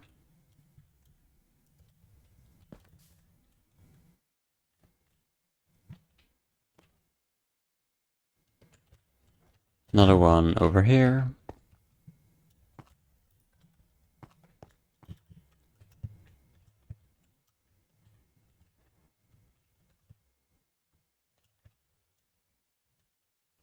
I'm thinking, do I want to place it a little bit back? It's a little close to the edge, I suppose. And I'm going to have to fix that mod anyway, so yeah, let's just place it.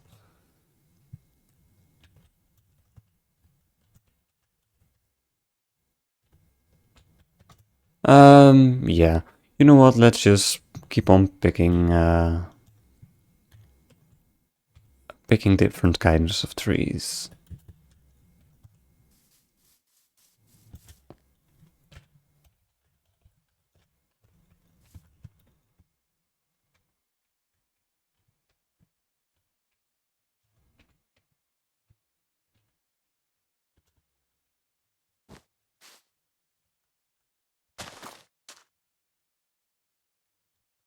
Whoops, I'm in the tree.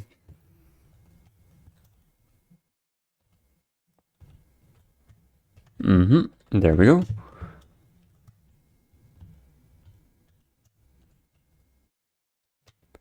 And let's place one down over here.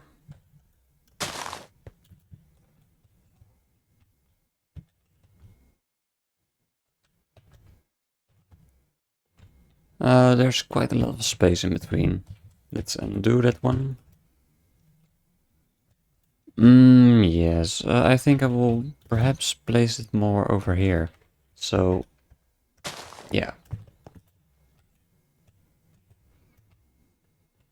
I like to be a little bit more densely forested.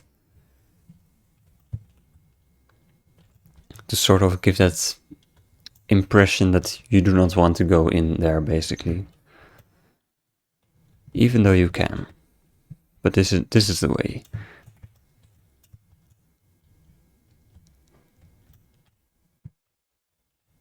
And let's place one here in between.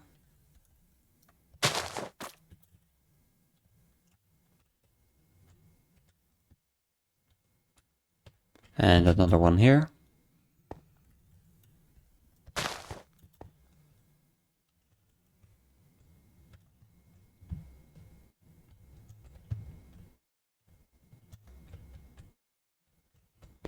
Let's place one down over here.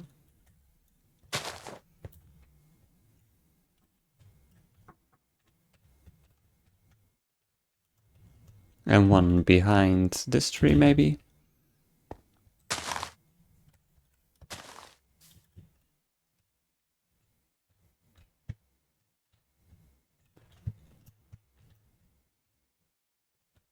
And I think I also want to rotate it now.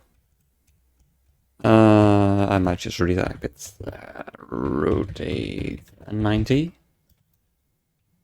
And get another one in between here somewhere.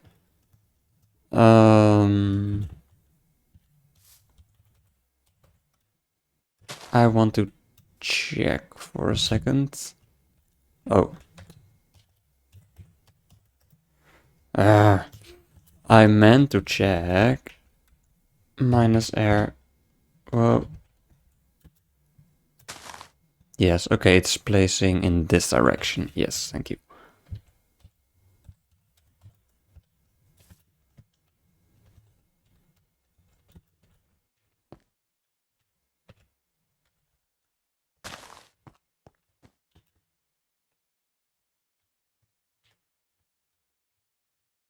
No, I don't like it.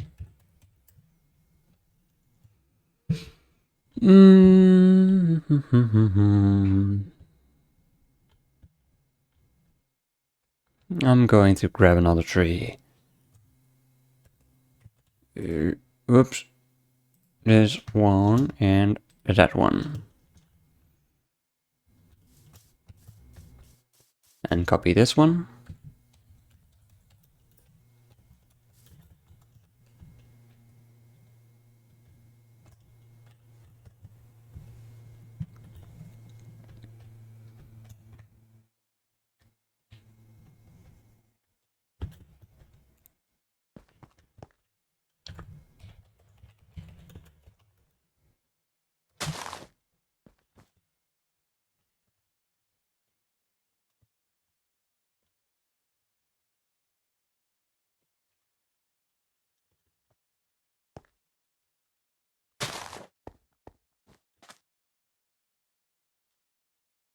Yeah, the big ones take up a lot of space.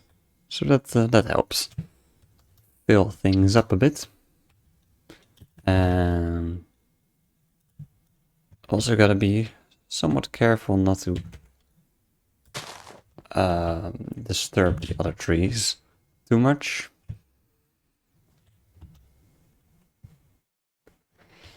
Like this.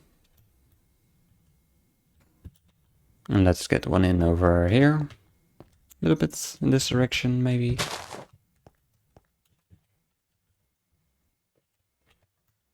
There's a bit of an open space over here. So we might get a little one in there. Also, most of the trees over here, they are smaller than the other ones I've built. So I might be able to single out one of them. Oh, this one might be good, because this one is nice and tall, but also very narrow. So yes, let's see if we can copy this one. Slash position 1.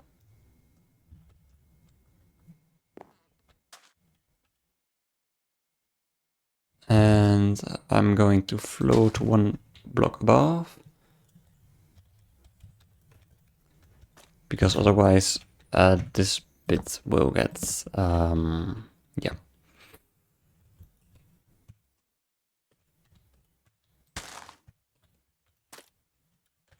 Slash copy.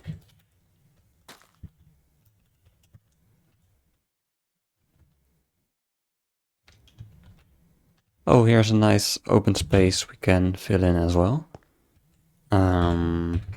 Base minus air. Yeah, that fits in perfectly. And over here, like over here.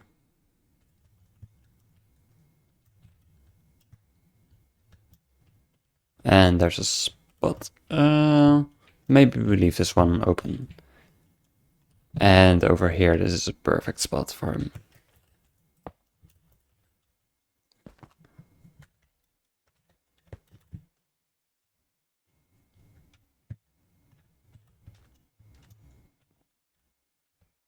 Might have placed it 1 block backwards.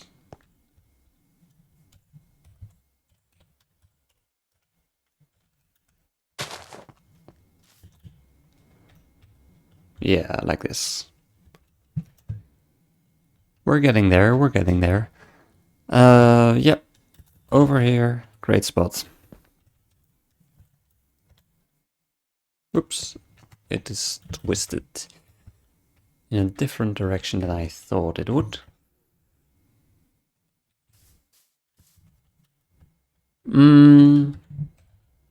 I think we might even place a bigger tree over here. Do we want? I don't know. Oh yeah, it's going to. Let's get this block out of the way first. Let's paste one over here.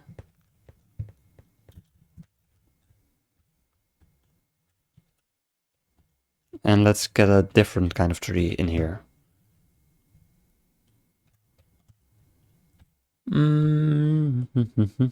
I think just one of the smallest ones of this kind.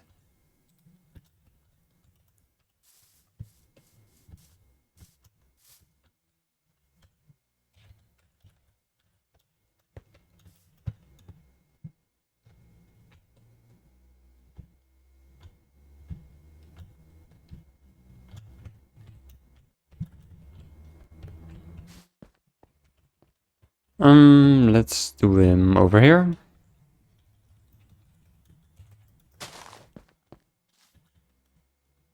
And there it goes. Oh, wonderful. Let's clean up some of these blocks now, shall we?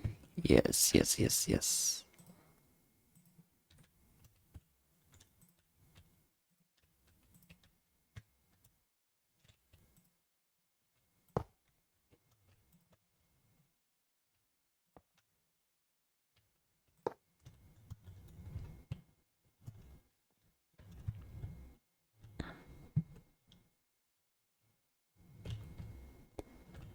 And we need another one over here. Rotate 180 degrees. And paste one over here.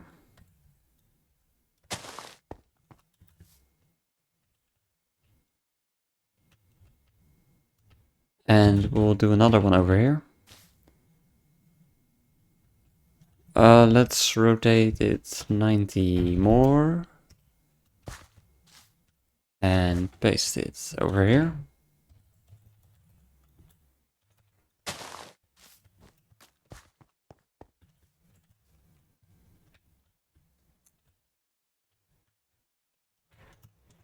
Alright, and now what I think I will do is go select this and this And let's copy my command. And set, let's see. Set the terrain like this. And get this block. Because this part is pretty much filled in now, so we can go ahead and do this. I think I will leave it until here for the same reasons as before. So we have a little bit of that outline remaining.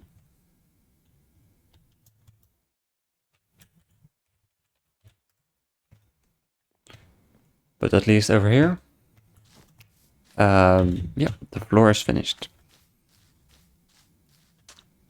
Nah, that's cool with the forest completed on the side. And we may also still need to add some mushrooms and other details, but do that later.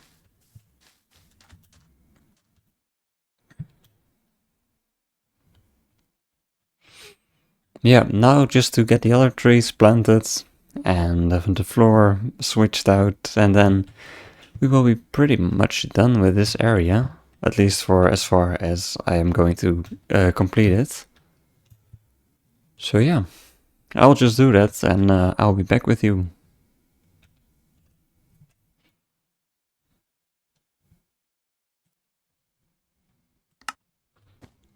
Hello, welcome back.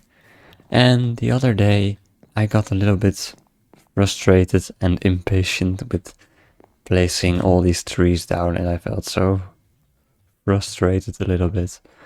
But then I thought, yeah. Let's. There has got to be a different way of going about doing this, because it is a lot of work, and one thing is for me just to be patient and just do the small things with great care, I like to say. And yeah, because when undertaking big project like this, it can be easy to be sort of get overwhelmed and think like, oh, I've got to build this entire world and I've got to place all these trees, and how am I ever going to do all of this? And then I want to rush it and do it as quickly as possible, and I get frustrated and no. But that doesn't work. And that also wasn't the intention initially going into this project, because the idea was, because I already know if I make it this entire big thing, I'll get discouraged. So I thought, let's only make this town. But of course, that worked very well. And now we've made it. And now I think, ooh, I want to do more. I want to do all of it. But then, yes, let's do it. But also to keep it small, keep it simple at the same time. So yeah, for now, let's just focus only on this road. And more than that, not only on this road, because that is also a somewhat big thing. Also just do the small things with great care, and the great will naturally arise. So, planting every tree with care, and take a moment, slow down, and yeah. Let's just do this with appreciation for whatever small thing we can do right here and now. And you know, we did do all of this, doing it that way. But then I also thought, placing every single tree down, it does take a lot of time, and I do want to make more. But even if I just copy them one by one, it's, yeah, it's a tricky thing. It's tricky, basically. So then I thought, there's gotta be, you know, there's working hard and there's working smart. So I thought there has got to be some kind of a way for me to do this in a smarter way than I have been doing before. So then I lay down and I came up with an idea, and I will show you my idea. So we've got all these grids. I thought we can use this. What I did is I created small and bigger in size, varying little templates or whatever. Just this is a 2x2 block, fully decorated and planted with a tree. This is 4x4, fully decorated with trees and moss and stones and all. Well, this is a 6x6. This one 8x8, I think. And this is a 2 by something else row. So, and yeah, this is a bigger block. So anyway, these will exactly fit within some amount of blocks. So what I can do is go like over here. Here's an empty spot. This will be, okay, this one is placed in this 2x2 area. So this 1, 2, 3, 4, 5, 6. I could place a 6x6 area over there. So 6x6, that would be this one. So I could copy this and place it over there. Easy, easy, easy. And yes, and then I would just fill all of this in using these basic, basic copyable structures, and I can rotate them and whatever. So yeah, I think that will work. I think that will work, yes. Only one tiny downside, but that also can be overcome, is it might get a little bit repetitive if I get multiple of these in. So for example, I did decorate it, but there's like a rock that looks like this. And that's about it. So if I copy this chunk of land over and over again, you keep encountering the same rock. But one way I could go about doing that is just remove the rock and place another one somewhere else. I could also make a couple more of these copy and pastable chunks with some extra variation. I'm not sure yet what I will do, but in any case, I think this should ease the process a little bit. And I could just copy, paste, paste entire chunks of forest, as well as fill in the little bits. Maybe this will be an entire chunk, this will be an entire chunk, and then there will be a little area left.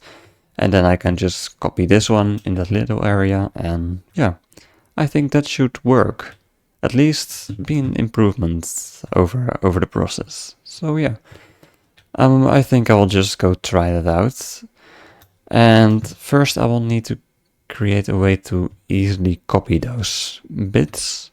So I will do that first, and I'll see you in a bit. So to try this out, I will first do this 6x6 bit. And I place the gold block over here, because this way it would exactly include this bit and exactly include this bit. As well as over here, everything should be included in the selection. So if I select this one and I select this one, exactly all the trees will be covered.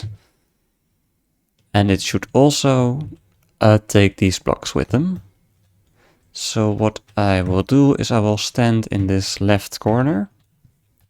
I will copy this. And I will make my way over to where I want to place it. So these two should be skipped, and this one will be 1, 2, 3, 4, 5, 6. So if I stand over here and paste it, so just paste -r. All of this should be covered. Yes. Yes, yes, yes, it's working. Yeah, awesome. All right. Let's see this area. 1, 2, 3, 4. Let's see. It might be that this is exactly the right amount already. Like 1, 2, 3, 4. Oh, I sort of miscounting because I'm counting the double ones. Let's see. 1, 2, 3, 4. Okay, so this won't work out in that case. So I could place those manually, or I could also create some more of these templates to use. But in any case, this bit is working out very well. And if I go over here, yeah, I wonder what would be most useful. 1, 2. I could just go for another 6x6. You know what? I think I will do that. But first I will rotate the selection by 90 degrees. And now I stood in the left corner, but if it rotates 90 degrees, it will place like this, and I will need to be in this corner. So 1, 2, 3, 4, 5, 6. So basically that will be the selection, and I would rotate myself into this way and stand over here when I place it. So / paste minus air. Right. Yes, cool. So that is working out very well.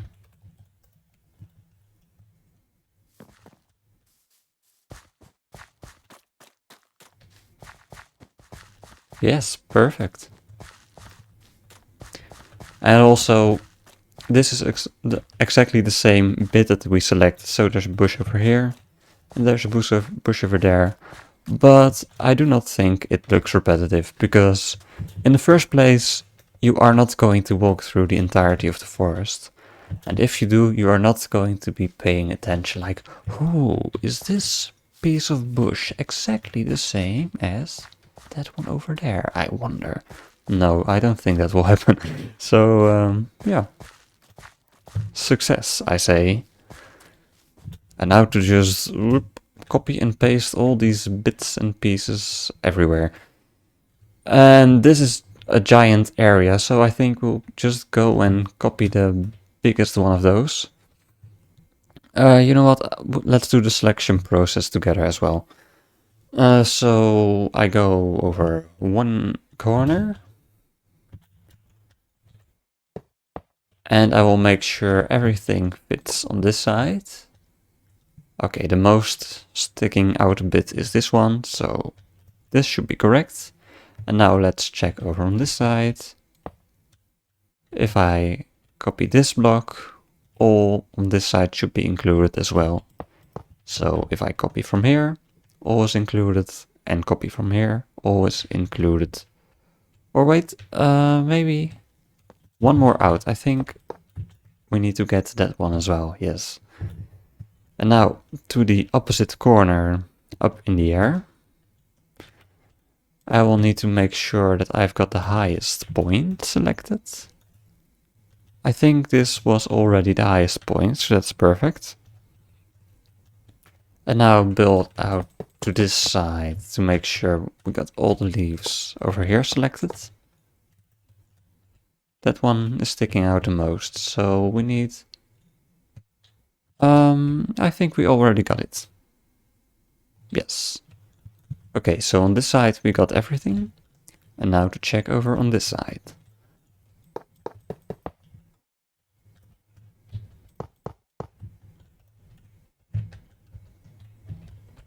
Actually, yes, this one is sticking out the most, so I think we got it. Actually, one less could have worked, but yeah, doesn't really matter that much. But since we checked it anyway, let's select this one. Alright, so selection point 1 and selection point 2. And with the wooden axe, you can easily just select by left and right clicking, so that's very easy. And actually in this case, let's get our point over here. we stand on the right front corner. So we can just go over here and we don't need to count how many blocks it will be. And yeah, this one we skip because a tree is already here. So / paste minus R. There we go, there we go. Awesome. Yes. Oh, this is easy. This is easy. I love it. Yes, yes, yes, yes, yes. And now I do think that I may skip this bit yet, because Sand Gem Town is going to be over here. A beach will be somewhere over there. I will need to move my chunks of land though. But Sand Gem will be about here. The beach will be there. And then there will be some kind of a cliff of forest over here going back towards the beach. And this bit is elevated, so I still want to check and see how I want to do this elevation bit, basically.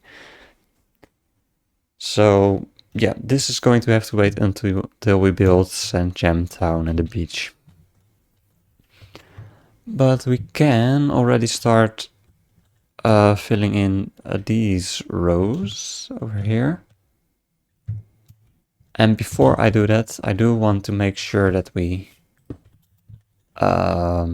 stack these checkerboards further back. Because I at all times want to maintain this checkerboard-like pattern along the edges.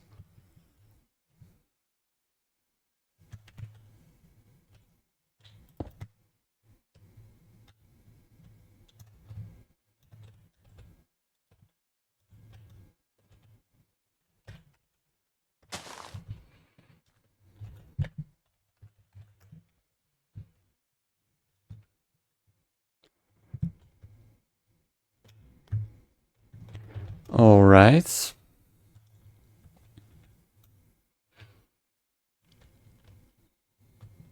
Yes. And yeah. Yeah, now all to do is just continue, I suppose. I'm thinking, do I want to make only one row of trees or just fill it up to the back while we're at it?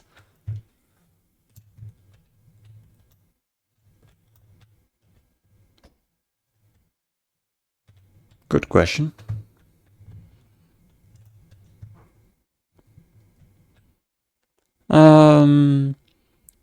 I think... Yes, I want to try out this row first, so yeah, let's do this.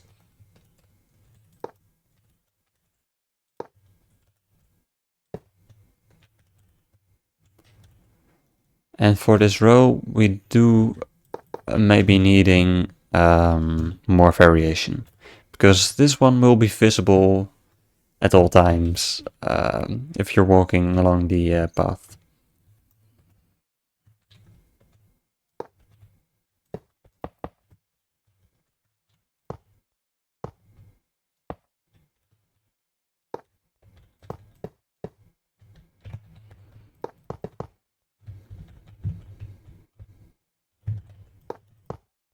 Oops, leave that one.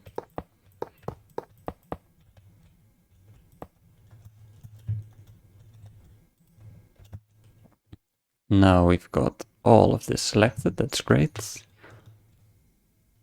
And now let's stand over, what shall we do? In this corner right here. Into the right front corner looking from this side. Copy.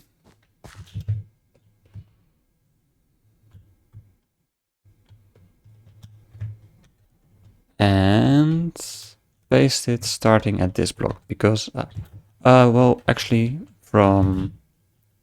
let's do it from over here. paste minus air. Oops.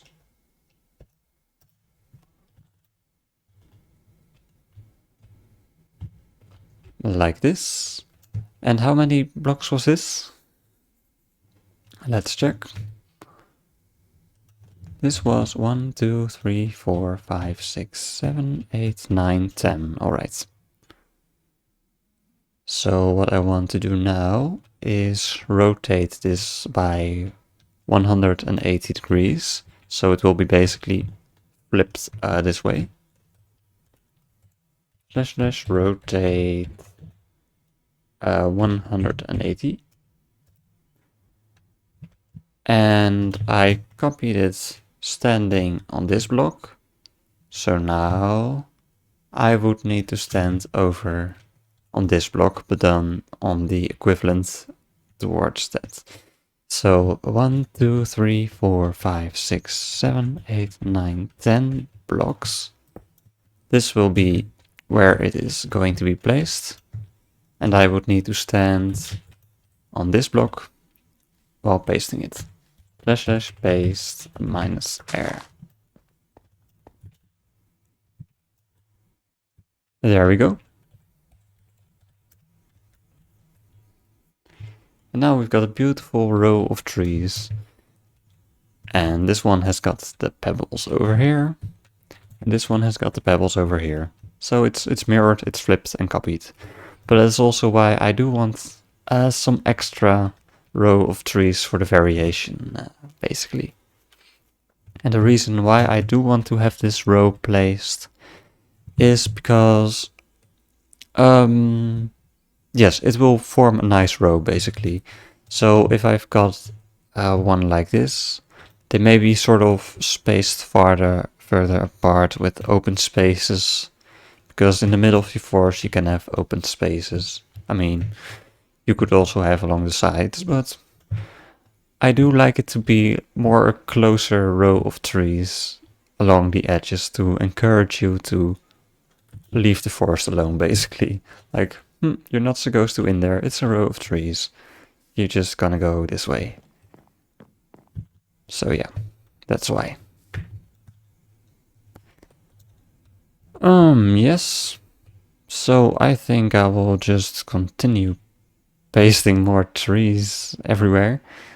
And yeah, I will see you later. See you.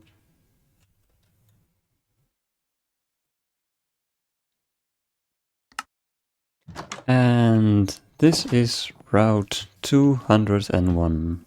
Completely done. Well, not completely, but as far as I'm going for now. And the rest I will do once I have completed San Gem Town and the surrounding areas.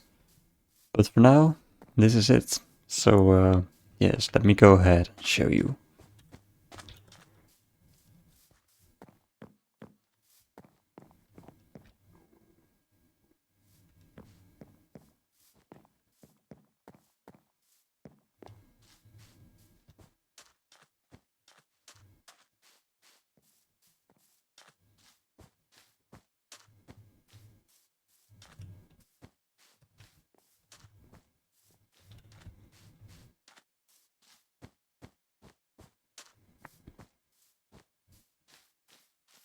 Whoops, it looks like a sign got broken over here.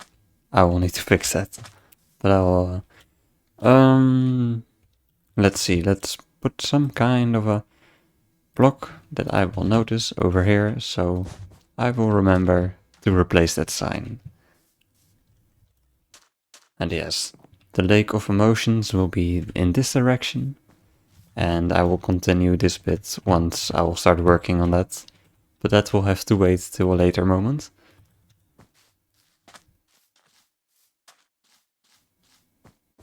And also there are a couple of fences that I misplaced over here.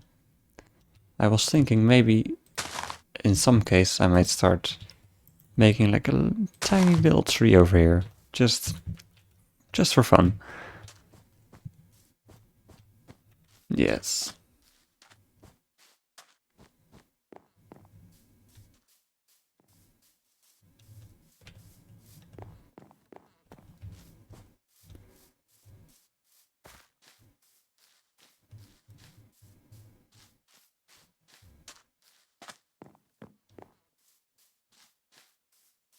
And remove this one. See, you still find some things once you start walking around.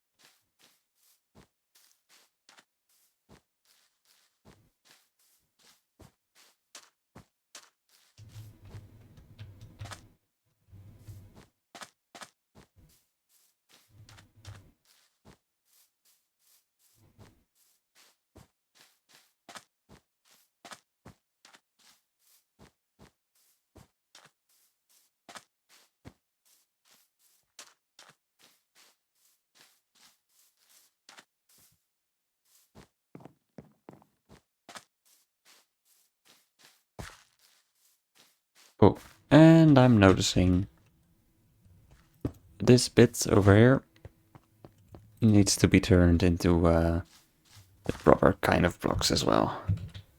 Oops, wrong button. Let me see. Let's copy this command and do this right now.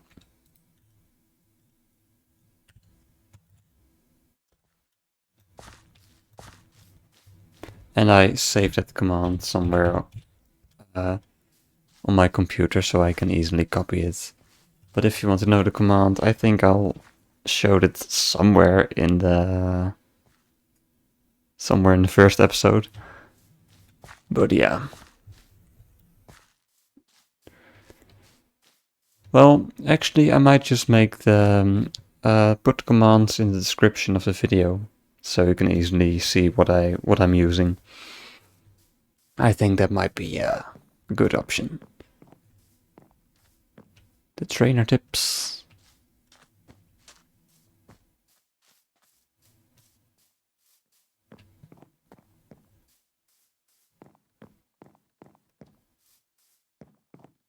And now let's try jumping up this ledge. Nope, it doesn't work. So we need to go around and walking through the tall grass without caution. Whoa, look at that, look at that.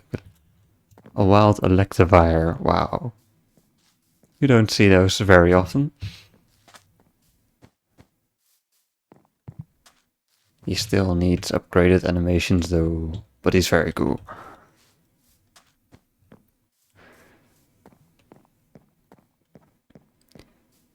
And now we go up the hill through the tall grass.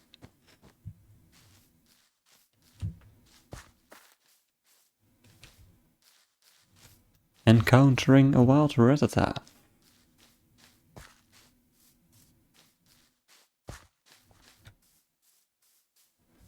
And there it is, Sandgem Town over there. So, to be continued.